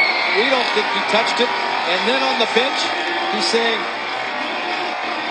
I don't think I touched it. Nope, I don't think so. I think that's your goal, kid. And I think that's the captain saying, not mine. So that could be changed before this game is over. Well, while he was with Michigan State, he scored the NCAA winning goal against Boston College with 18.9 seconds left. He got credit for that. It might not get credit for this. Here's Armstrong sending it back to Steckel. They cycle it along for Lyles. Lyles sends it back in the backhand. Brown got there first but couldn't make a play. And it is cleared out into the center ice area. And here's Nugent Hopkins across the line. Penske with a shot that's blocked. Off the bench comes the defenseman Petrie to get it back to the net. They bang in along the boards and Lyles comes out with it. Jake Gardner leading the rush. He is in need of a change, so he sends it down deep into the Oilers zone. 5:04 to play in the second period. He's 4 and the Oilers 3. Turning back behind the net, dishes it off to Ladislav Speed. He gets it back again. He'll try a long roundabout way to get it ahead. Jones got a piece of that, so there's no icing. But up. Off the glass through center, past Pratt. Almost stolen by Lombardi. And now sent into the Toronto zone, Carl Gunnarsson. Off the boards to center. They're on to the stick of the Oilers. They have to wait for teammates to get onside. Lombardi couldn't come up with it. Gunnarsson does to Lombardi. Passed ahead for Conley. Conley on the right side for Kraft. Back to Conley again. Conley sends it high into the left wing corner. Kraft trying to get there but can't. On the wing, Everly gets it out at center. Round back to the net. Everly with a pair of goals, and the last Oiler with a hat trick against Toronto. Marius Cherkasky, 1997. And on the left wing, Gardner chases his man, and it's Everly. Into the slot, and banning on that shot there was Goniey. He hasn't banned on too many recently, as it's played down into the Oilers zone. Bozak around back of the net. Goniey starts out with it. Former London junior slips it high into the left wing corner. Ball after it, got spun around there by Phaneuf, but it comes back to the blue line. Whitney can't keep it in. Potter off the boards on the wing. Everly to Hall. Hall's across the line. His pass though struck Phaneuf and it bounces ahead, and Grabowski, he's got a man with a loop ball shot. That is stopped. Kessel after it. Phaneuf a drive. Knocked down. Score! Everly to Hall. Hall's across the line. His pass though struck Phaneuf and it bounces ahead, and Grabowski is across. Potter off the boards on the wing. Everly to Hall. Hall's across the line. His pass though struck Phaneuf and it bounces ahead, and Grabowski, he's got a man with a loop ball. Off the boards on the wing. Everly to Hall. Hall's across the line. His pass though struck Phaneuf and it bounces ahead, and Grabowski, he's got a man with a loop ball shot. There is nothing. Let's have a look. Wide open. Back the three. Grabowski frees it up. Kuhlman shields it, and he finds a lead pass for Lyles. Trying to get in over the line there against Gilbert. And it rolls in on goal, and Dubnyk knocked it away. Later on, back to the net for Clark MacArthur. Leafs, who had 5 goals the other night in Ottawa, got another 5 going here. And there's still a period to go. 2 minutes and 12 left in this second period. Back down into the Toronto zone, and Luke Schenn turns with it now. Schenn working wide with a pass through the middle that's being deflected too high over the glass and into the screen, out of play. Intact Insurance, proud partner of the Toronto Maple Leafs and all the fans who keep believing. Intact Insurance, you're back. Joffrey Lupul ends a bit of a drought. That's his first goal against the Oilers since February of 2004, 9 games ago. But some injuries had a little problem in there. I don't know how you can grab the puck, bring it around in front of you, and then put it on your stick and have the play allow it to be counted. You push off your left foot, Greg. Wow. Thank you, Bill Mazeroski. And that looked like the play at second base. It was a neighborhood play, and so he ended up making double plays, I guess. Wow. Icing call coming here against the Maple Leafs. The Oilers didn't raise much of a ballyhoo about it, other than Dubnyk being upset by the puck not being cleared. One of the better stories in the National Hockey League, I think, the way he had to come back after his injury issues and getting ill as well because of it, and losing all the weight that he did. At one point, thinking he'd never play perhaps in the National Hockey League again. Here he is with an absolute incredible year that nobody thought he would have, including himself. And you know, the performance he put on in Ottawa at the All-Star game has really made him one of the faces of this franchise. Personality-wise, ability-wise, and you're right, the story is a great story. And Joffrey Lupul is enjoying every minute of it, and it shows. And across the line, broken up there by Potter.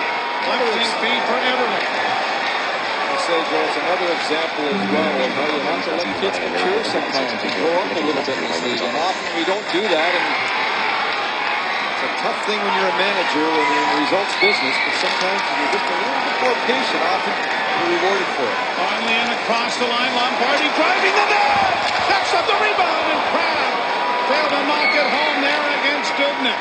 25 seconds left in the period. A shot by Goniey. And for once, one of his shots doesn't go into the net. He's on a slump. Even tonight now, this line has been terrific. Yes, it has. Every time they're on the ice. Offside waved off. Dubnyk's going to smother with 8.3 seconds. The big line. Lost it. Eric Belanger won it. Got it ahead at center for Ryan Jones. Goes in over the line. Tries to center. And the horn ends the period. Hockey Central coming up. Leafs in a bit of a scoring fest here. Leading 5-3. Fest here. Leading 5-3. Oilers. Leafs in a bit of a scoring fest here. Leading 5-3.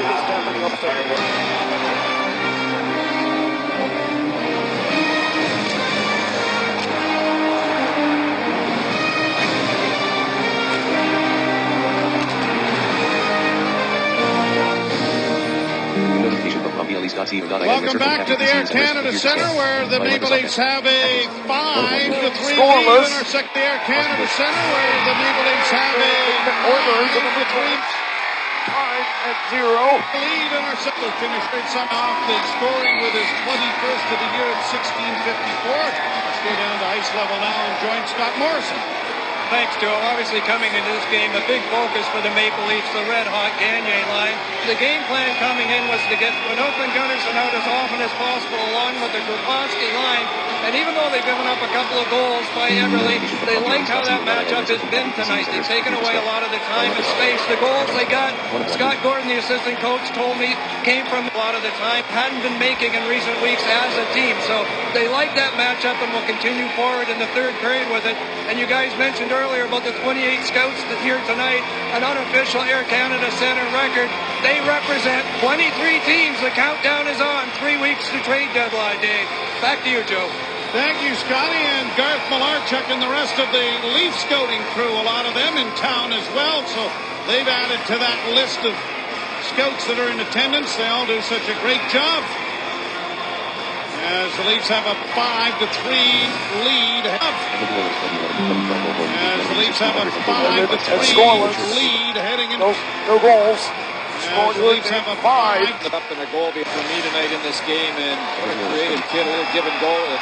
Ended up in a goal behind the net, and then early in the game here when Hall threw it towards the net and Everly opened the scoring for the Edmonton Oilers in the first period. And they have officially changed the Horkoff goal to Petrie getting it for his second of the year. And as you saw, reading the lips of Horkoff saying, I don't think I touched that. Touch that one. Oh, there were guys in your area, though, and your ilk that used to rush across the ice and point at themselves, and I got a piece of that one. Not many. Once in a while. Sorry, Curly Moe, give me a little shot again. It won't go anything. Actually, I think one of them is Shem. Always liked Shem. Shem was the boss. Well deserved. You know, you make one mistake early, and oh boy, they jumped you, don't they? Speed in on the wing with a sharp angle shot, stopped by Reimer. And Bozak turns up ice with a lead pass for Lupul. He's got Kessel trailing on the play, but he carries on. He's in a goal! And that was stopped by Dubnyk. What a great chance that was for Joffrey Lupul. And a real issue for the Edmonton Oilers tonight is Maple Leafs have been able to twist and turn and get lots of room through the neutral zone as the gap from defense to forward for the Oilers has been way too big. And when you're playing against a speedball team like the Maple Leafs, look here, Lupul just walks right through two players and gets an excellent chance on Dubnyk again. Everly on the right wing side, drops it back. Corey Potter gets it to center. Banuk stepped into his man. The puck goes around back to the net. Centering effort doesn't work. Now on the near side, trying to come out with it. It's centered back by Hall to the blue line. Speed into the corner. Back to the net. Carl Gunnarsson getting it up on the wing, and Clark MacArthur gets it out, but unable to reach it. And then stealing it is Grabowski. He's into the net. Rolls it on goal. It's in behind the goaltender. And swept back to the goal then by Everly. What a rush by Grabowski, who electrified the crowd with a rush down the right wing that ended up in a goal being scored by Jake Gardner. That time he almost put it in behind Dubnyk himself. He is just flying these days. Island Airport's not far away. Jones sends it down into the lead corner. Horkoff unable to come out with it. Played to the line but not out. Gilbert can't send it to the net. Gets in another try and a long shot. Fairly easy block there by John Michael Lyles. Lyles got it in off Lombardi into the corner. Played by Dubnyk, but right onto the stick of Pratt. He tried a quick centering pass, didn't work. Now it comes to Pratt. Conley had to reload down and then sent it wide. Gardner working down the right side, stops. Now sends it into the corner. Conley holding the puck, sends it across into the left wing boards area. And here's Shen sending it right back behind the net. Lombardi, a nice play to take it away from Gilbert there momentarily. Now Pratt unable to get to it cleanly, and Ryan Jones has slipped it out into the center ice as Barker and Crabb have a little bit of a shoving session, but nothing more to develop. We've seen this a lot of late. We've seen this a lot tonight. Grabowski just turns it up and just takes the puck right to the net. And Dubnyk here with the poke check that almost didn't work. Just got enough of it, didn't it? This almost just went right in. Almost knocked it in with his goal stick when he came back over across. Steckel has the stick knocked out of his hands. Brought out now by the Oilers. Sent back into the Edmonton zone, then brought it over the line, breaking it up. Oh, a shot! Oh, what a save made by Reimer! Ben Eager cutting across, and Reimer got the right glove in front of that. And the blocking glove and the paddle of the stick makes the save. Smeed into the corner. Smeed trying to center. That comes in front of him. Another shot. Stopped by Reimer. There's a rebound. Where's the puck? I think Shen just saved the goal behind. There He did. And a couple of big saves by Reimer. One on Ben Eager moments before this. And here's the second one there as he gets a piece of it. Follow the bouncing puck. And look at Luke Shen. Knocks it into his goalie and then lies down on the goal line. And here's Eager coming to the net. And Reimer's going to get his blocker on this there. As Eager beats Luke Shen to the net. And what a save. What a save. It's the goalies have been active tonight. They've given up a lot of goals, but they've had to make some pretty good saves also. Shen and Gardner combined +5 tonight, each +10 for the season for those two young defensemen. High pass goes out into the center ice area. Oilers back to regroup it. Chip down in over the line. And fed right back in again. Here's the loose puck side of the net. Nugent Hopkins trying to jam it in, and that didn't work. Puck bounces back to the blue line. Fed over on the near side again. A long shot is off the mark wide. Smith trying to get to it and can't. Oilers keep it in with Ryan Whitney. Whitney on the left wing, half boards, trying to find a man. Plays it back to the net for Smith. That got by him. Kept it at the point by Potter. And then cut off by Cody Franson. And freed up by Lupul, and Lyles launches a big backhand to center that Kessel couldn't find a way to come up with. Back at center ice for Goniey. And a turnover there. Sent into the corner again. Phaneuf unable to get to it. Eberle dancing around, and Phaneuf working on him. Hall carries into the corner, chased by Carl Gunnarsson. Back to the point it goes. Parker unable to get it in front, and now here's Eberle with a pass in front, and rolling off his stick was Gilbert, who had a great scoring chance. There's a centering pass there, and down at Reimer to knock it away. Phaneuf under siege here, plays it to the line, but not out. Right back in again. Here's a chance in front of the goal, and Phaneuf got there just in the nick of time to knock down Hall. Change is coming for both teams. Big siege there by the Oilers, and Hall took too much time to either make up his mind to make a pass or take it to the front of the net. And I think both players there ended up getting shaken up a little bit as Phaneuf's bent over on the bench. Maybe it's just a quick little find out in a second. This period brought to you by Chevrolet, driving our world forward. With all of the giveaways, there's still just 27 shots by the Oilers. And there's this skate that, hard to tell there, but the skate might have come up and hit Phaneuf in the leg. And boy, that's deja vu there, isn't it? Isn't it? Yes. He's been there before. Shot, stop, rebound in front, wired right into the goal. The rebound comes in front, and Gardner's able to get it away. Game end of 7-7 before we're done. No kidding. James Reimer faced 49 shots in Ottawa, and with the shutout, and the previous high was 47 by Mike Palmatier in 1977. Most shots against the Leaf goaltender registering a shutout. Draw to the left of Reimer.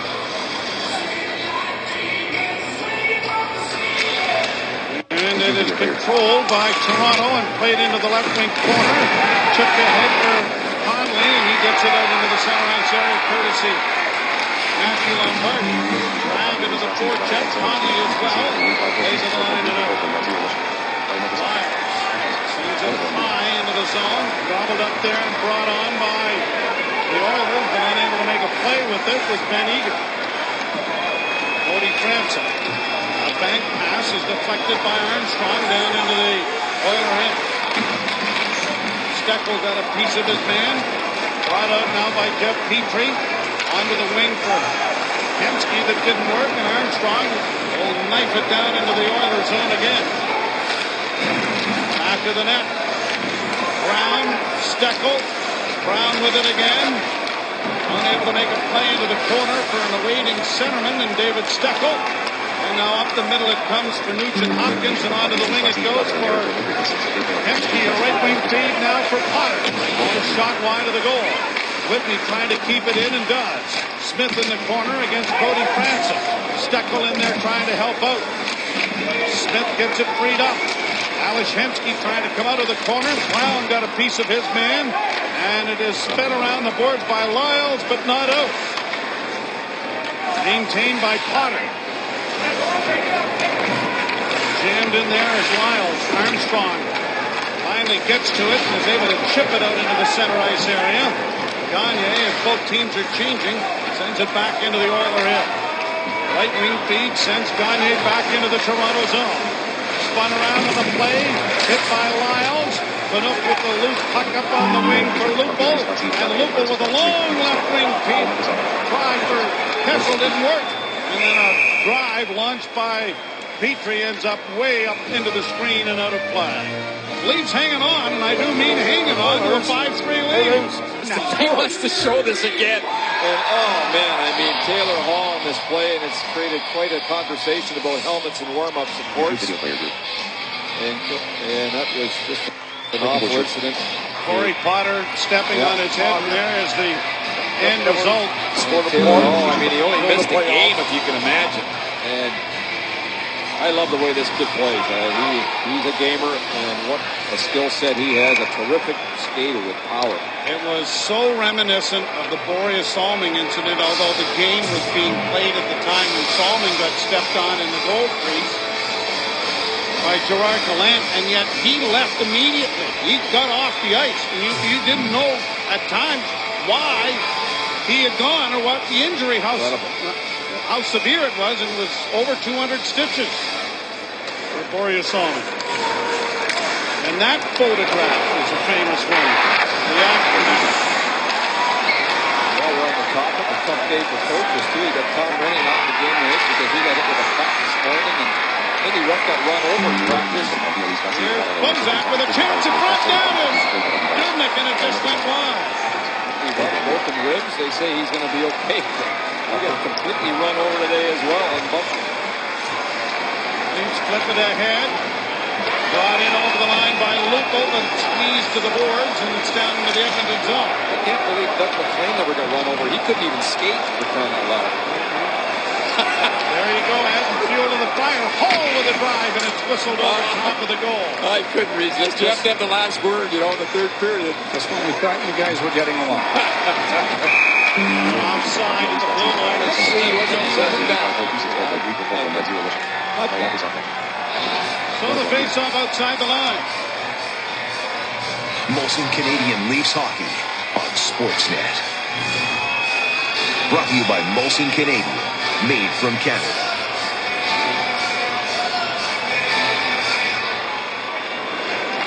One of the old Oilers, Maxie Silverman. They used to push him out on the ice, and he used to hang on to the net. Never mind not being able to play, he couldn't skate. The worst skater I ever watched, for me as a coach that I had, was the late Roger Nielsen. Oh, Roger had trouble getting around as well, yeah.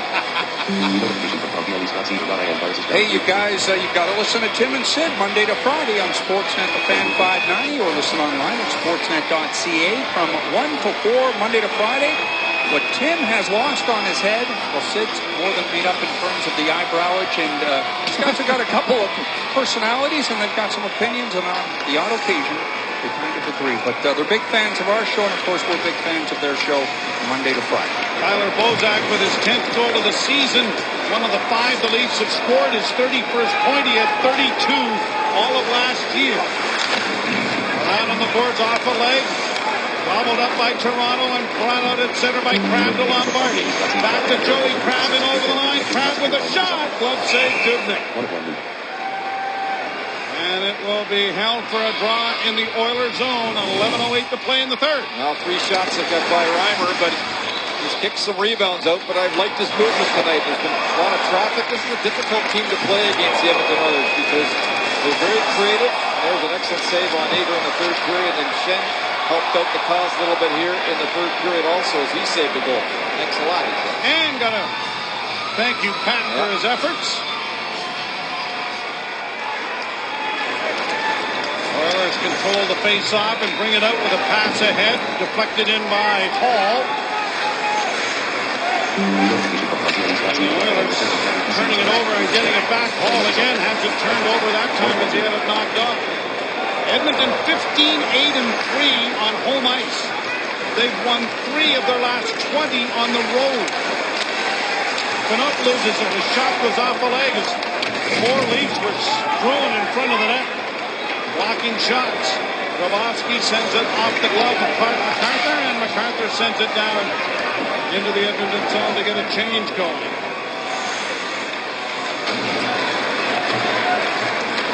Not been a power play here tonight. The Leafs have had 3 games where they've not allowed a power play, but there haven't been any penalties here. Part of that as well. The Oilers, the 3rd best power play in the National Hockey League, and the Maple Leafs, the 5th. The Oilers as well, Greg, the 6th most penalized team in the National Hockey League. Whereas the Leafs are the least in that group, back up the other way. So an icing charge here, and it's coming right back into the Edmonton zone.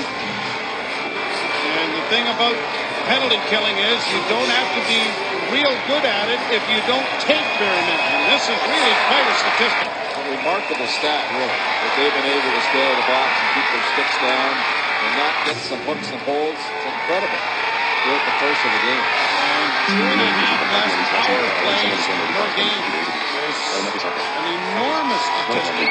And as we head back to Winnipeg, back in January, at least December 31st, 6 penalties that night, and the Jets scored on 3 of them. So it's been quite a turnabout as the Leafs get set to go back to Winnipeg for a game on Sportsnet tomorrow night. The panel had a pretty good discussion about Sam Goniey before the game, before the in the second period, rather. It is an interesting topic. There's been much talk about him being traded before the big night that he had. Nights. I'm looking at him tonight, boy. It'd be a tough thing to do, trade Sam Goniey. This kid's a real good hockey player. Played up on the wing, Bozak, a lead pass. Kessel had to slow up in order to get it, and then shot it just wide. He had to hold the blue line until the puck got there. If it had gotten to him quicker, he was in alone. I think the only way the Oilers make that trade is, as McLean mentioned, if they get a real strong, good, young defenseman. The only way they can do it. Back at the point is Gardner, dished off for Conley. Conley sending it down into the corner now for Lupul. Lupul and Kessel back of the net. It's flipped on the front of the goal and shot by Conley just wide. Leafs in the midst of a change, and an exhausted Phil Kessel's heading to the bench. And the Oilers will launch it down into the Toronto zone. It will be interesting to see if Brian Burke does anything. And the way this team is playing and the chemistry that they have developed, you may get the feeling as you go along that less is going to be done rather than something large. And it will be interesting to see what happens. Lombardi back to the point. Cody Franson sends it to the net off the post, and then it struck Dubnyk in the seat of the pants and went wide. Crab got a piece of that, but Franson got the puck through again. And the Oilers are going to have to wait for teammates to get onside. Goniey trying to snap it ahead, does to Everly. Everly saucered it in, cleared to the line but not out, kept alive by Gilbert. Gilbert gets it back to the point to Everly looking, whoa, another post. The bells of St. Mary's are going off here. This has been a wild one, and Everly comes with an iron of his first career hat-trick. Bulls have had some breaks. Comes with an iron of his first career five first goals. Bulls have had some breaks as well. It's just been such an open affair, and there's a tip by Joey Crowder, a nice shot from Franson, and then Everly almost gets the hat trick, and there is absolutely no way that James Reimer saw that one, as there was a ton of traffic in front of him. It's nice to hear it. A nice sound. Often you heard it, though, and if you heard the crowd after it, you knew you were in trouble. That's right. Especially when you're on the road and you had that feeling. Clark MacArthur will launch it down into the Edmonton zone. Kuhlman with a little head fake to gain the area back of the net centers. Back in for MacArthur. Bounces in front. Dubnyk has scooped that up and is going to hold on. You know, the forgotten man on this line a little bit is Kuhlman. Yes, he has not been producing the way the Leafs would like him to produce this year, but he does a lot of nice little things for you on the ice defensively. And often he'll be the first player with the puck on the line to make that key play to get out of the zone, or that little chip just inside the offensive blue line. And quietly, he's starting to get his game back a little bit more the second half of the year. 30-goal scorer a year ago, just 5 thus far this season. And he has had the hard luck year for sure. Trying to push it down the boards there was Armstrong. Brown brings it in a little deeper, and now here's Steckel around back of the net. David Steckel back for Armstrong. He eludes one. Armstrong coming out in front of the backhand. And that ramped up off the stick of Ryan Whitney into the screen and out of play. And then Brown gives Whitney a bit of a shot on the way by. And Armstrong will get a word in there as well. It's going to be tough for Armstrong for a while. I don't think we should expect too much from him. When you miss this much time the last couple of seasons and you have to play catch-up with just over 30 games to go, that's tough. That's really tough to do, and it's going to take him some time. I mean, he's not an overly quick player to begin with, and it's going to, with just over 30 games to go, that's tough. That's really tough to do, and it's going to take him some time. I mean, he's not an overly quick player to begin with, and it's going to take him some time to really get his game back. And it's really tough to do, and it's going to take him some time. I mean, he's not an overly quick player to begin with, and it's going to take him some time to really get his game back. And he's the kind of player that makes the playoffs. He's going to be a playoff player. A guy that will get involved physically, draw some penalties. And so he may be a valuable player before this is all over. But again, it won't happen overnight, I don't think, based on the injury issues that he's had. Well, they want to play the game more along the wall than they do in the middle of the ice with Steckel and Brown and he. And they've done that, and when they do get a chance down in the offensive end, they're usually working the cycle pretty well as Bozak turns with the loose puck and now sends an alley-oop, and here's Kessel after it. Down in the offense now. Just a set play on the talk back to talk to the truck. That is a set play now that Kessel uses a lot with his linemen. And it works when you have that great speed. Now here the Oilers with it again. Goniey into the slot. Back to the point it comes to Barker. Barker's shot is blocked by Lombardi. And back out into the center ice area it goes. The 2-goal lead here for Toronto. With 6:08 to play into the center ice area it goes. The 2-goal lead here for Toronto. With 6:08 to play third period. He's trying to nurse this one home and extend the winning streak. For overtime for the third time. Center ice area for Lombardi. Grab trying to turn it back. And leading after 2 periods of play, the Leafs are 19-0-1. The only blemish was that collapse in the third period in Pittsburgh in the game that Ron Wilson felt may have been the team's best. We haven't seen Nugent Hopkins here for a while on the ice. So we'll see if we can catch up to that in a moment. Puck along the boards. And Grabowski slashes it ahead for Lombardi. Lombardi gets to center. Here's Grabowski in. Little fake and then tried to draw it around the defense. He still has it. Kuhlman in front. Can he fend up? Draw it around the defense. He still has it. Kuhlman in front. Can he fend on the shot? And he went endlessly wide of the net. Oilers 0, Leafs 0. In the Toronto zone. The Toronto zone. To the center ice area. Going to be offside at the blue line. The Leafs with a 2-goal lead. 5:02 to go in the third period. No goals. The Leafs with a 2-goal lead and 5:02 to go in the third period.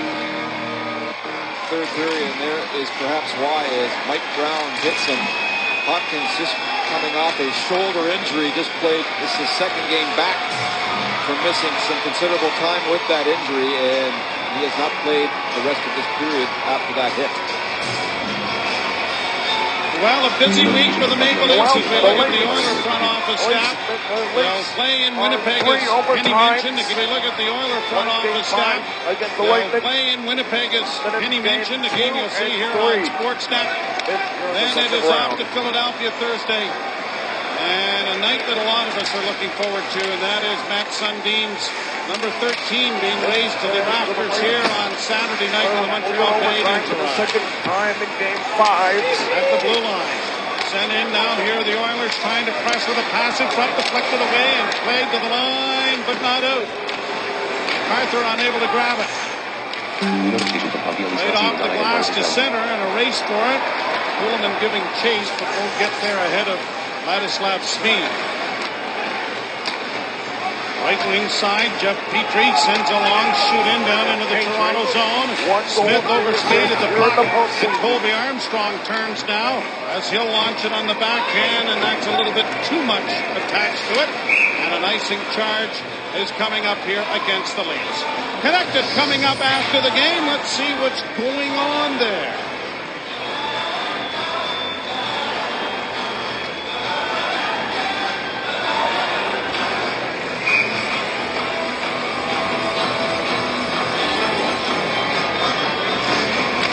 .407 to play, third period. Leafs trying to go 5-0-1 in the last 6. Here's Brown and over the line, and Armstrong went hard to the net but didn't make any contact. Without a stick now is the defenseman Connor. Back to the goal goes Brown, and pinching in his Miles. Miles back into the corner, intercepted by the Oilers, and played to center ice. Cody Granson rattles it right back down into Edmonton territory. Sean Horcoff coming to center. The captain gets it in on the right wing side for Jones. A shot, and that's deflected by the stick of Reimer high up into the screen and out of play. Another good balanced night in terms of scoring anyway for the Maple Leafs as they had both their two top lines going. And against an Edmonton team who needs some work still defensively in that aspect of their game. One of the reasons why it's been a successful evening, as the speed has been huge again for Toronto. How many nights have we said that throughout the course of the season? Well, speaking of balanced scoring, 9 Leafs have at least a point here tonight. Oilers on a 3-game road trip with a stop in Detroit before they play in Ottawa this week. Which is on return home, and the Leafs will be their first opponent after their road trip. Again, the rebuilding continues in Edmonton. I think they're going to be a real good team at some point. Kessel to Luke Bull, and the sweeping shot went just wide. Luke Shen with a drive and taken by Dubnyk and Hell.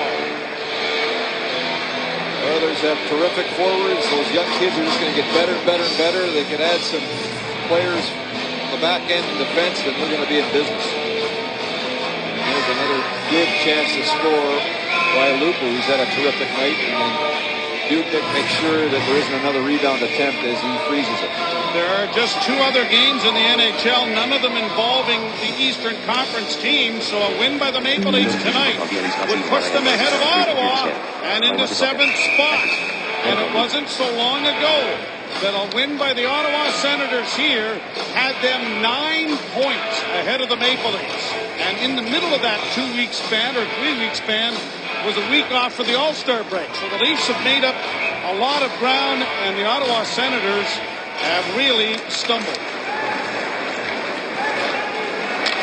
Everly lays it in wide of the Leafs goal. Out of the goal comes Dubnyk. They're going to go with an extra attacker early here. Long shot goes off the leg wide. Puck to the side of the net, goes back to the goal. And it's cleared on the glass, but not out. Good play made there by Petrie to keep it in. Where is it? It's on the dashboard. And then it becomes a glove pass. Oh my goodness. Sat there. Both of them were looking for it. You got it? No, I got it. There it is. It just Petrie jumps and it just sits right on the side. How many times do you see that? The boys are saying, where is it? Where the heck is it? It's in your equipment. I got it, you take it. Goaltender Dubnyk back into the goal with the face-off outside the line. It's on the dashboard. We have another fight. And then it becomes a glove pass. A fight. Here in game 5. Leafs, Oilers, and the Stanley Cup. You got it, no, I got it. And the Oilers in their first fight in the playoffs. The boys are saying, where is it? Where the heck is it? Jackhammers and they go to the ice.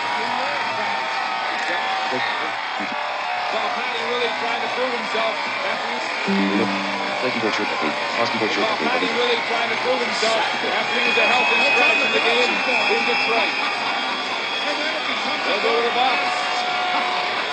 A heated scrap here in Edmonton. Ryan Nugent-Hopkins on the power play. You got it, no, I got it. Jackhammers and they go to the ice.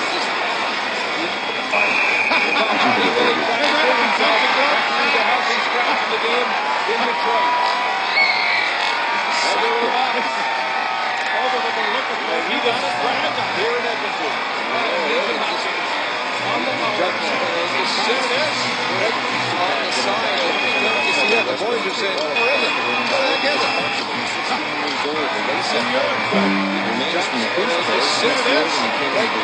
the side. How many times do you see that? The boys are saying, where is it?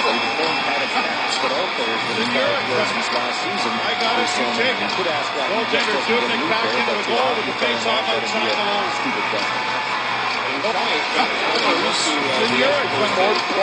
got it. You take it. Goaltender Dubnyk back into the goal with the face-off. The boys are saying, where is it? Where is it?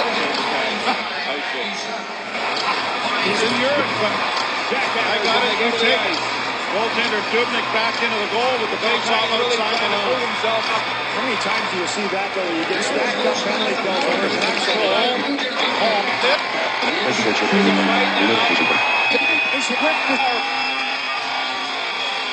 Expert tackler early here. Is a week off of the All-Star break. So the Leafs and Hopkins has a second NHL goal. Here on the power play tonight to tie it at 1. I got it. You take it. Goaltender. Oilers control. Hall gets it in, and Dubnyk to the bench for the extra attacker again. On the glass and around the boards, but not out. And then chipped on the wall, but not cleared. Hall with a long shot that's wide of the net. Far side now for Goniey. Back to the blue line, just kept in by Taylor Hall, who got over there. Into the corner, it goes to the side of the net, puts it front. And the Leafs will gather it up. And it's launched to center ice by Clark McCarthy. Goniey unable to get to it. McCarthy didn't want a chance. A shot at the net, and then produce an icing. Back down into the Toronto zone it goes. Goniey back to the net. Everly can't get to it. Bobrovsky can't play it along for MacArthur. Back to the point it goes. Petrie, near side Hall. Hall gets it back to the blue line. Petrie's shot is wide, and it deflected wide off a foot. Leafs unable to get it freed up. Now they do. Clark MacArthur saucers it ahead, but again out of the reach. MacArthur can give it a whack now, but unable to get it towards the goal. Off a skate and down into the Toronto zone. No icing. Pushes it along the boards and into the near corner. Gets in there after it as well. Snapped it ahead for the Leafs to Gasol. Scores! Down into the foul, but unable to get it towards the goal. Off a skate and down into the Toronto zone. No icing. Pushes it along the boards and into the near corner. Gets in there after it as well. Snapped it ahead for after Kessel ices this with his 29th of the season and second goal of the hockey game. Miles plays it high. Phaneuf getting assists on the goal. Phil Kessel second.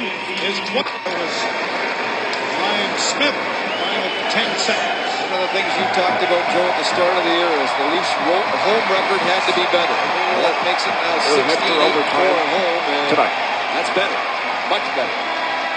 And for the first time here in the series, the Leafs are heading for overtime. 20 minutes sudden death. Today they are 16-8. Last 5-3. Coming up, Leafs in a bit of a scoring fest here. Not leading scored 5-3. the first period, second Leafs in a period, bit of a and scoring third fest period. here. Hockey Central coming up. Leafs in a bit of the horn ends the period. Hockey Central coming up. Leafs in a bit of a scoring ends the period. Hockey Central coming up. Leafs in a bit of a scoring fest here, leading 5-3.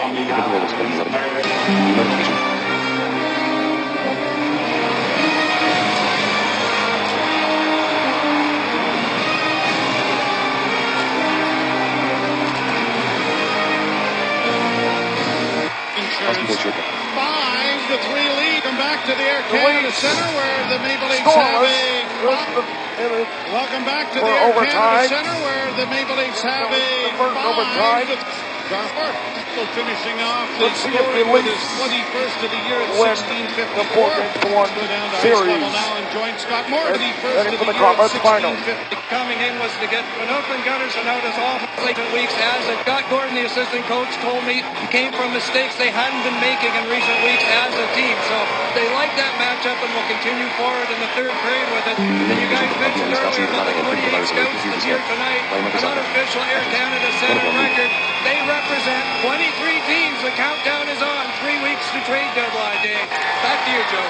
Thank you, Scotty, and Garth Malarchuk and the rest of the Leaf scouting crew, a lot of them in town as well, so they've added to that list of scouts that are in attendance. They all do such a great job.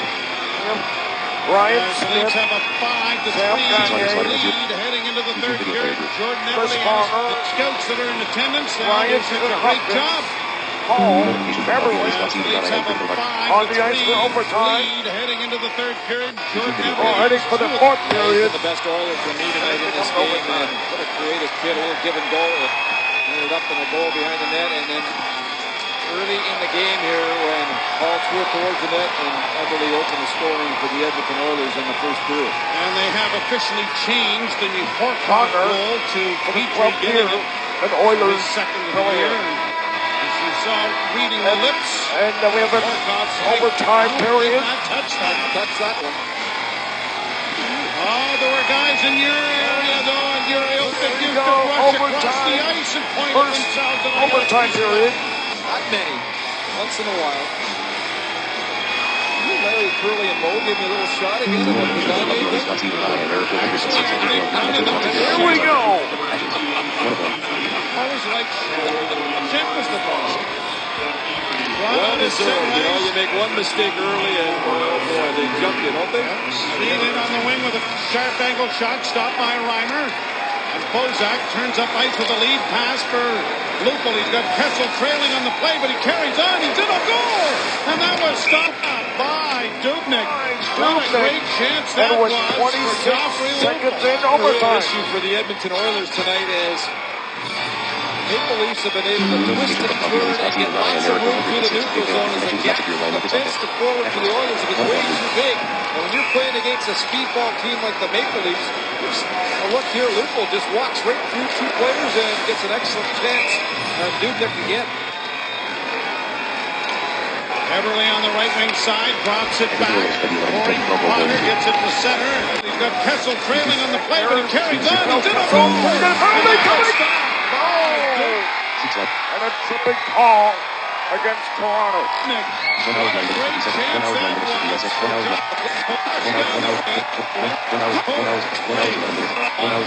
We've seen this a lot tonight. Grabowski just turns it up and just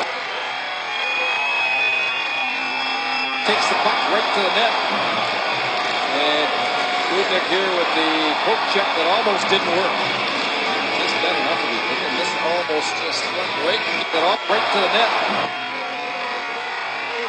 2 minutes. Oh, he's taking it.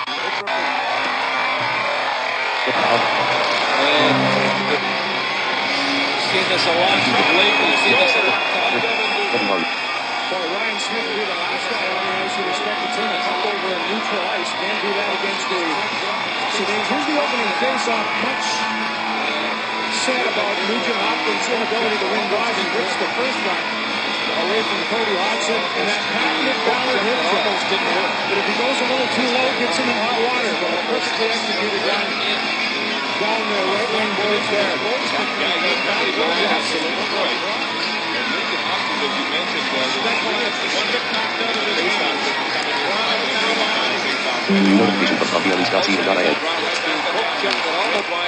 there's Bieksa, shot right off. YouTube video player group. After the wind draws, he rips the first one away from Cody Hodgson. And that patented Ballard hip check. But if it goes a little too low, gets right to the net. And Dubnyk here with the poke check that almost didn't work. Just bad enough of it. This almost just went right in. Almost knocked it in with his goal stick when he came back over a cross. Steckel has the stick knocked out of his hands. Brought out now by the Oilers. Sent back into the Edmonton zone, then brought in over the line. shot. Oh, what a save made by Reimer. Ben Eager coming across, and Reimer got the right glove in front of that. And the blocking glove and the paddle of the stick makes the save. Smeed into the corner. Smeed trying to center. That comes in front of him. Another shot. Stopped by Reimer. There's a rebound. Where's the puck? I think Schenn just saved the goal behind. There He did. Stopped by Reimer. The corner. Smeed trying to center. That comes in front of him. Another shot. Stopped by Reimer. There's a rebound. Where's the puck? I think Schenn just saved the goal behind. He's looking for his ninth in the playoffs. A couple of big saves by Reimer, one on Ben Eager moments before this. And here's the second one. He gets a piece of it, ball, the bouncing puck, and look at Luke Schenn. Knocks it into his goalie and then lies down on the goal line. And here's Eager coming to the net. And Reimer's going to get his blocker on this there. As Eager beats Luke Schenn to the net. And what a save. What a save as the goalies have been active tonight. They've given up a lot of goals. They've had to make some pretty good saves also. Schenn and Gardner combined +5 tonight, each +10 for the season for those two young defensemen. What a save. What a save as the goalies have been active tonight. They've given up a lot of goals, but they've had to make some pretty good saves also. Schenn and Gardner combined +5 tonight, each +10 for the season for those two young defensemen. Smeed trying to center. That comes in front of him. Another shot. Another shot. Oh, my God. What a save. I think Schenn just saved the goal. But I think Schenn just saved the goal. What a battle. And a speedy A big save by Reimer. One on Ben Eager moments before this. He gets a piece of the ball. twice they were able to challenge Orlando from sharp angles. And the first bid looked like it was more problematic than this one on a little spin-around cram play. Will Smith, one of the best from that position to the front of the net, or tipping pucks in front. There's Luongo on it from sharp angles. And the first bid looked like it was more problematic than this one on a little spin-around cram play. Will Smith, one of the best from that position to the front of the net, or tipping pucks in front. Couldn't lose Luongo on it. Gets a piece of it, ball, the bouncing puck. Been a good start, I think, from knocks it into what the Canucks would like to do. You got to think they want to play a solid team down in over the line.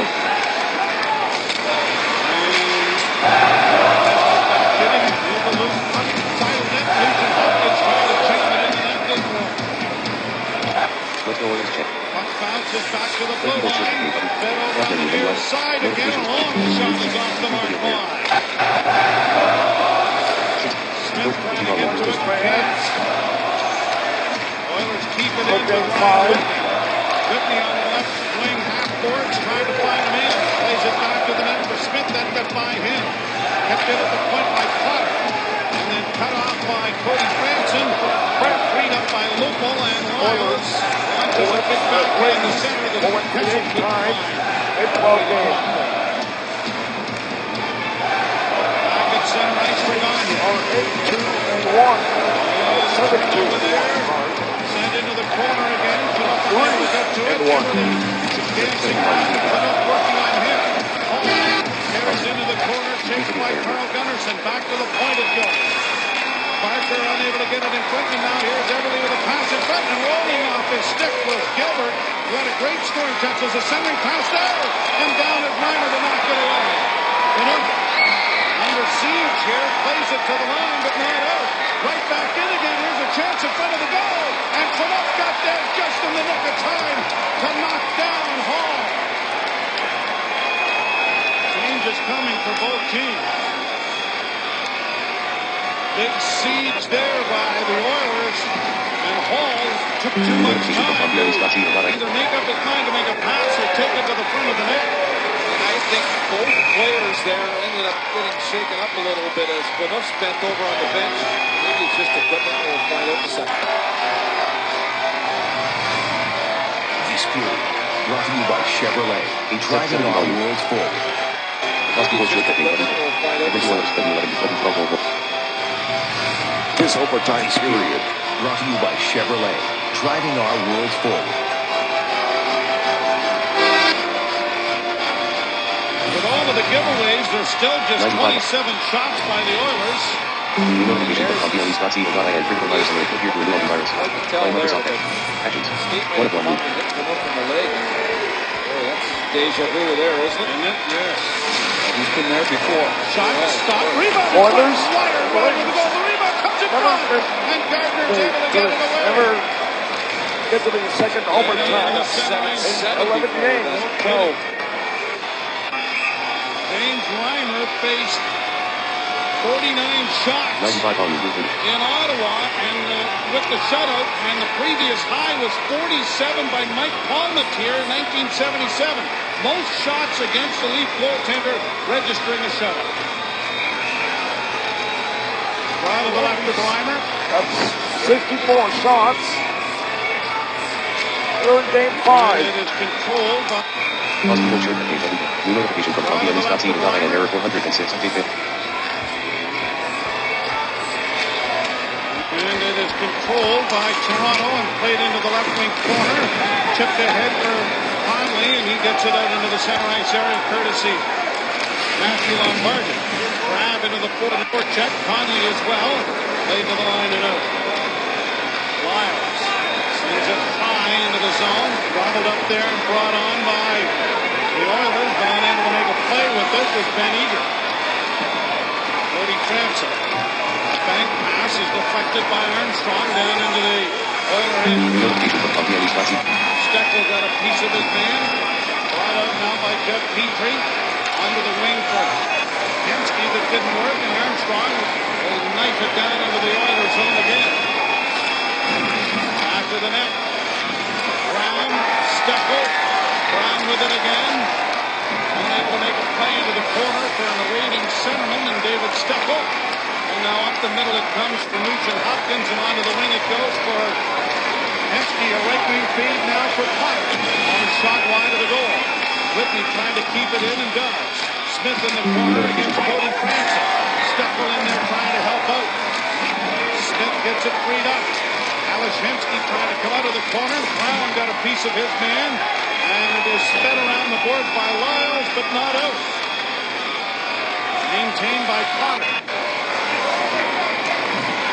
Jammed in there is Lyles. Armstrong finally gets to it and is able to chip it out into the center ice area.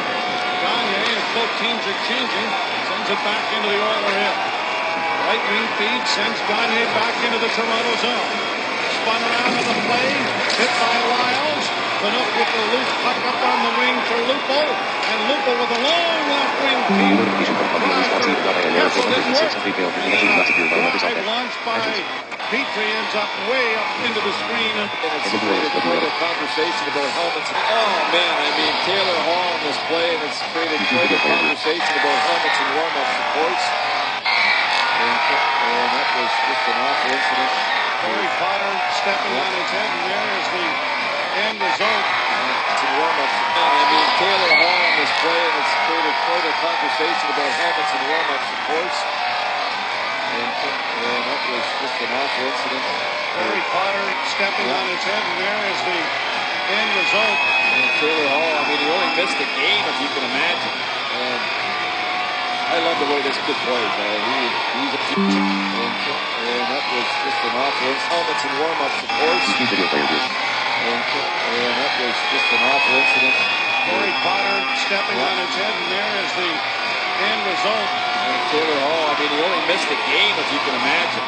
And I love the way this kid plays.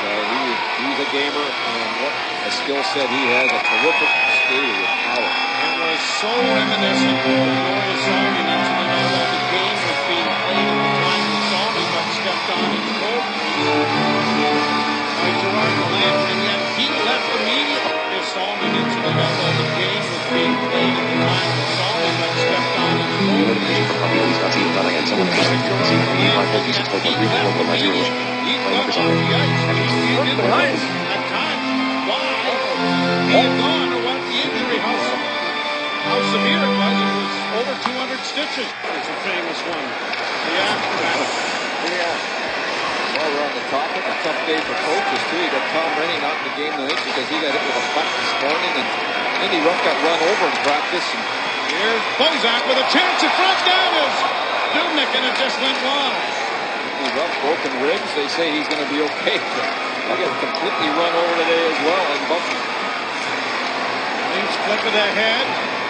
Brought in over the line by Lupo, but squeezed to the boards, and it's down into the Edmonton zone. I can't believe Doug McLean never got run over. He couldn't even skate. There you go. Fuel to the fire. Hall with the drive, and it's whistled over the top of the goal. I couldn't read this. You have to have the last word, in the third period. Just when we thought you guys were getting along. And an offside at the blue line. Onto the net. Never mind not being able to play. He couldn't skate. The worst skater I ever watched for me as a coach I had was the late Roger Wilson. Oh, Roger had trouble getting around as well. Yeah. Hey, you guys, you got to listen to Tim and Sid Monday to Friday on Sportsnet, the Fan 590, or listen online at sportsnet.ca from 1 to 4 Monday to Friday. But Tim has lost on his head. Well, Sid's more than beat up in terms of the eyebrowage, and these guys have got a couple of personalities, and they've got some opinions, and on the odd occasion, they kind of agree. But they're big fans of our show, and of course, we're big fans of their show Monday to Friday. Tyler Bozak with his 10th goal of the season. One of the 5 the Leafs have scored. His 31st point. He had 32 all of last year. Lost game 5. Round on the boards off That was the last game 5. Followed up by Toronto. Those against the Lightning. Center by Crabbe to Lombardi. Back to Joey Crabbe in over the line. Crabbe with a shot. Glove save. Shot! And it will be held for a cross in the corner zone. 11:08 to play in the third. Now 3 shots again by Reimer, but he's kicked some rebounds out, but I've liked his movement tonight. There's been a lot of traffic. This is a difficult team to play against the Edmonton Oilers because they're very creative. There's an excellent save on Eber in the third period, and Shen helped out the cause a little bit here in the third period also as he saved a goal. Thanks a lot, Ethan. And got to thank you, Pat, for his efforts. In the third period. Oilers control the face-off and bring it out with a pass ahead, deflected in by Hall. Oilers turning it over and getting it back. Hall again has it turned over that time as he had it knocked off. Edmonton 15-8-3 on home ice. They've won 3 of their last 20 on the road. Pinot loses it. The shot goes off the leg as more Leafs were screwing in front of the net. Blocking shots. Grabowski sends it off the glove of MacArthur, and MacArthur sends it down into the Edmonton zone to get a change going.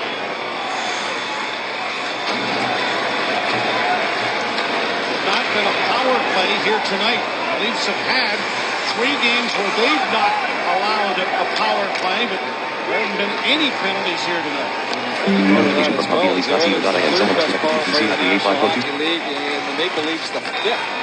The Oilers as well, Greg, the 6th most penalized team in the National Hockey League. The Leafs having least in that group back up the other way. So, icing charge here, and it's coming right back into the Edmonton zone. And the thing about penalty killing is you don't have to be real good at it if you don't take very many. And this is really quite a statistic. It's a remarkable stat, really, that they've been able to stay on the box and keep their sticks down and not get some hooks and holes. It's incredible throughout the course of the game. And 2.5 less power plays per game. Turnabout as it gets set to go back to one. Sorry, before the... this is really close. Another save by Evan Gilbert. They've been able to stay on the box. It's been a spirited start and a speedy one from the Oilers on their attack. Smith and Luongo with a word to one another in the tail end of all that. Twice they were able to challenge Notification from Hockey Leagues.ca and critical virus alert will hear to remove antivirus by Microsoft Edge. Like it was more Actions. problematic One of one than wins. this one on the little spinorama brand play. Chris Smith, one of the best from that position to the front of the net, or tipping pucks in front. Couldn't lose Luongo. Been a good start, I think, from 45 volume. Sam Goniey before the game. Solid team, more problematic than this one. 6 slider, 1 hour, 25 minutes, 4 seconds, 1 hour, 40 minutes, 54 seconds. 1 hour, 1 hour, 1 hour, 25 minutes, 1 hour, 25 minutes, 16 seconds, 1 hour, 1 hour, 25 minutes, 6 seconds, 1 hour, Sam 1 hour, 25 minutes. Before in the second period, rather, it is an interesting talk. Notification from Hockey on Wisconsin, Goniey, and Eric 106, email to connection. Tonight, I'm looking at him tonight, boy, it'll be a tough thing to do for Sam Goniey. This kid's a real good hockey. Played up on the wings, Bozak, a lead pass, Kessel had to slow up in order to get it, and then shot it just wide. Kid's a real... He had to hold the blue line until the puck got there. If it had gotten to him quicker, he was in alone. The only way the Oilers make that trade is, Doug McLean mentioned, if they get a real strong, good, young defenseman. The only way they can do it. Back at the point is Gardner, dished off for Conley. Conley sending it down into the corner now for Lupel. Lupel and Kessel back of the net. It's flipped on the front of the goal and shot by Conley just wide. Leads to the net. It's flipped on the front of the goal. What a goal! Leaves in the midst of a And a save by Ramos. Exhausted Phil Kessel's heading to the interesting to see. 1 hour, 26 minutes, 1 hour, 26 minutes, 6 seconds, 1 hour, 30 minutes, 54 seconds, 1 hour, 26 minutes, 5 seconds, 1 hour, 30 minutes, 4 seconds. They have developed. You may get the feeling as you go along that less is going to be done rather than something large. Penalized team in the National Hockey League. We're going for another save. Least in that group back up the other By way. Dupin. Another icing call with 9:51 left in overtime. Break up that rush for the Edmonton Oilers. They're going to look at what so far has been a dry Oilers power play. They worked on it this morning. Didn't have any penalty killers against it, but it was pretty obvious what they wanted to do. Simple, double net. You know the thing about coming right back into the Edmonton, any flip off the glove puck. Here tonight, but any penalty team. Least in that group back up the other way. The first blocker. Defenders to that. Well, Roberto Luongo with a couple of saves to his left, and then a real snappy one on this wrist rush by Gale. What a lovely little pass to send him in on a tough angle. He drew two defenders to that and zing. They use speed as an asset on both sides of their special teams here in Edmonton. Couple saves to his left, and then a real snappy one on this wrist rush by Gale. Notification from Hockey on Wisconsin, Goniey, and certain PPC users appear to say, by Microsoft. He drew two defenders to that and zing. Hockey board short. No. They use 1 hour, speed as 25 an minutes, 11 asset seconds. on both sides of their special teams here in 1 hour. Edmonton. 1 hour. Franson got the puck through again. The Oilers are going to have to wait for teammates to get onside. Goniey trying to snap it ahead, does to Everly. Everly saucered it in, cleared to the line, but not out. Kept alive by Gilbert. Gilbert gets it back to the point to Everly, looking. Whoa, another post. The bells of St. Mary's are going off here. This has been a wild one, and Everly comes with an iron. To hear it. Franson, and then Everly almost gets the hat trick, and there is Joey Craven, a nice shot from Franson, and then Everly almost gets the hat trick, and there by Joey Craven. It's just been such an open folds of the tip by Joey Craven, a nice shot from Franson, and then Everly almost gets the you had that field. Traffic in front of him. Always nice to hear it. A nice sound. Often you heard it though, and if you heard the crowd after it, you knew you were in trouble. That's right. Especially when you're on. Often you heard it though, and if you heard the crowd after it, you knew you were in trouble. That's right. Especially when you're on the road, you had that feeling.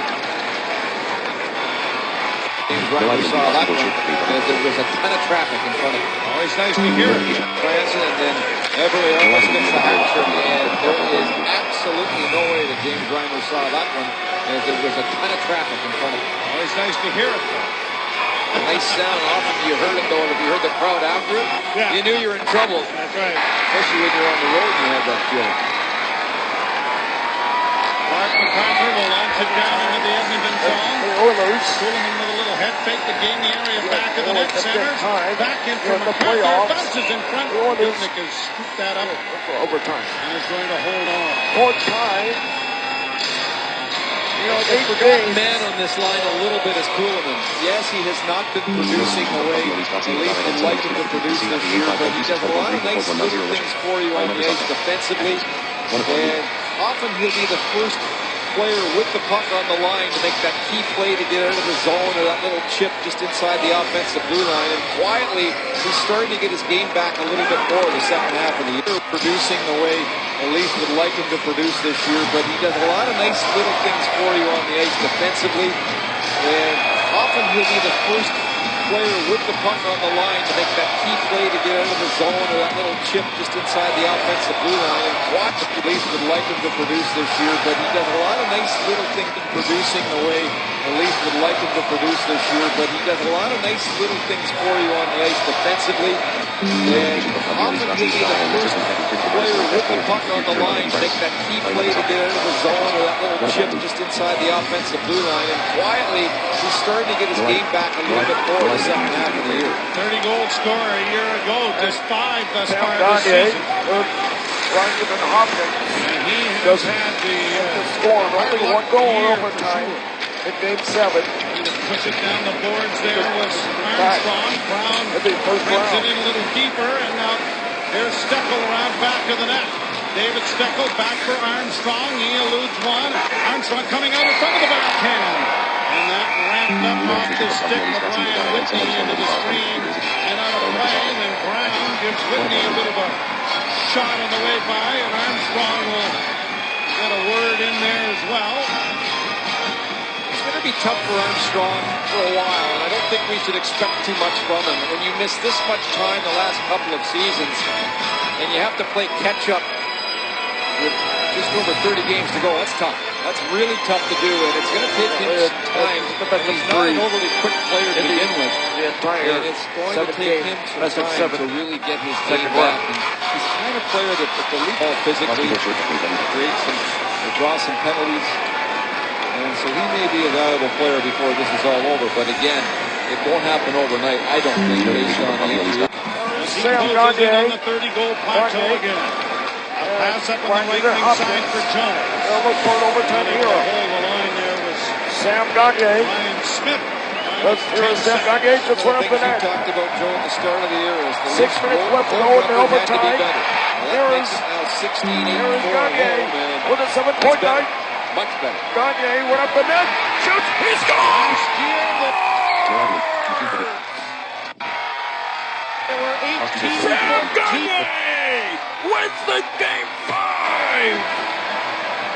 Last year, that's better. Much better. The Leafs and the Oilers. Last year, that's better. Much better. Last The year, Oilers. That's better. Much better. Are 2 and 1 year, when they winning in were over. 18-14. The Leafs are 2 and 1. Last year, they That's when better. winning to overtime. And 8-4 at home. That's better. That's the end result. Last 1-0 year they were the final. 18-14 and 8 at home. Today they are 16-8 and 8 at goal home. for the Today postseason. they are And 16-8 goal and 4 point. on home ice. Home ice. And the points well made. And here's a for look the at Oilers. the Eastern Set Conference for Game standings 6. as the Maple Leafs fall Maple over Leafs. the at the Eastern Conference standings. And they're going to as the Maple Leafs fall over the eliminate Ottawa the series Senators and with heading for the conference finals. and still 2 games in hand on the Senators. To Look 2 at our Molson 3 stars. is what the Mikhail Leafs Grabowski. are winning. Star number 1, Jordan Everly with a pair of apiece. As James Reimer wins his 3rd straight. It's not a shutout, 30 shots with apiece. his first playoff James shutout. Reimer wins his game. Not a shutout, And it's but a 1-0 W. victory. Let's go to Connect.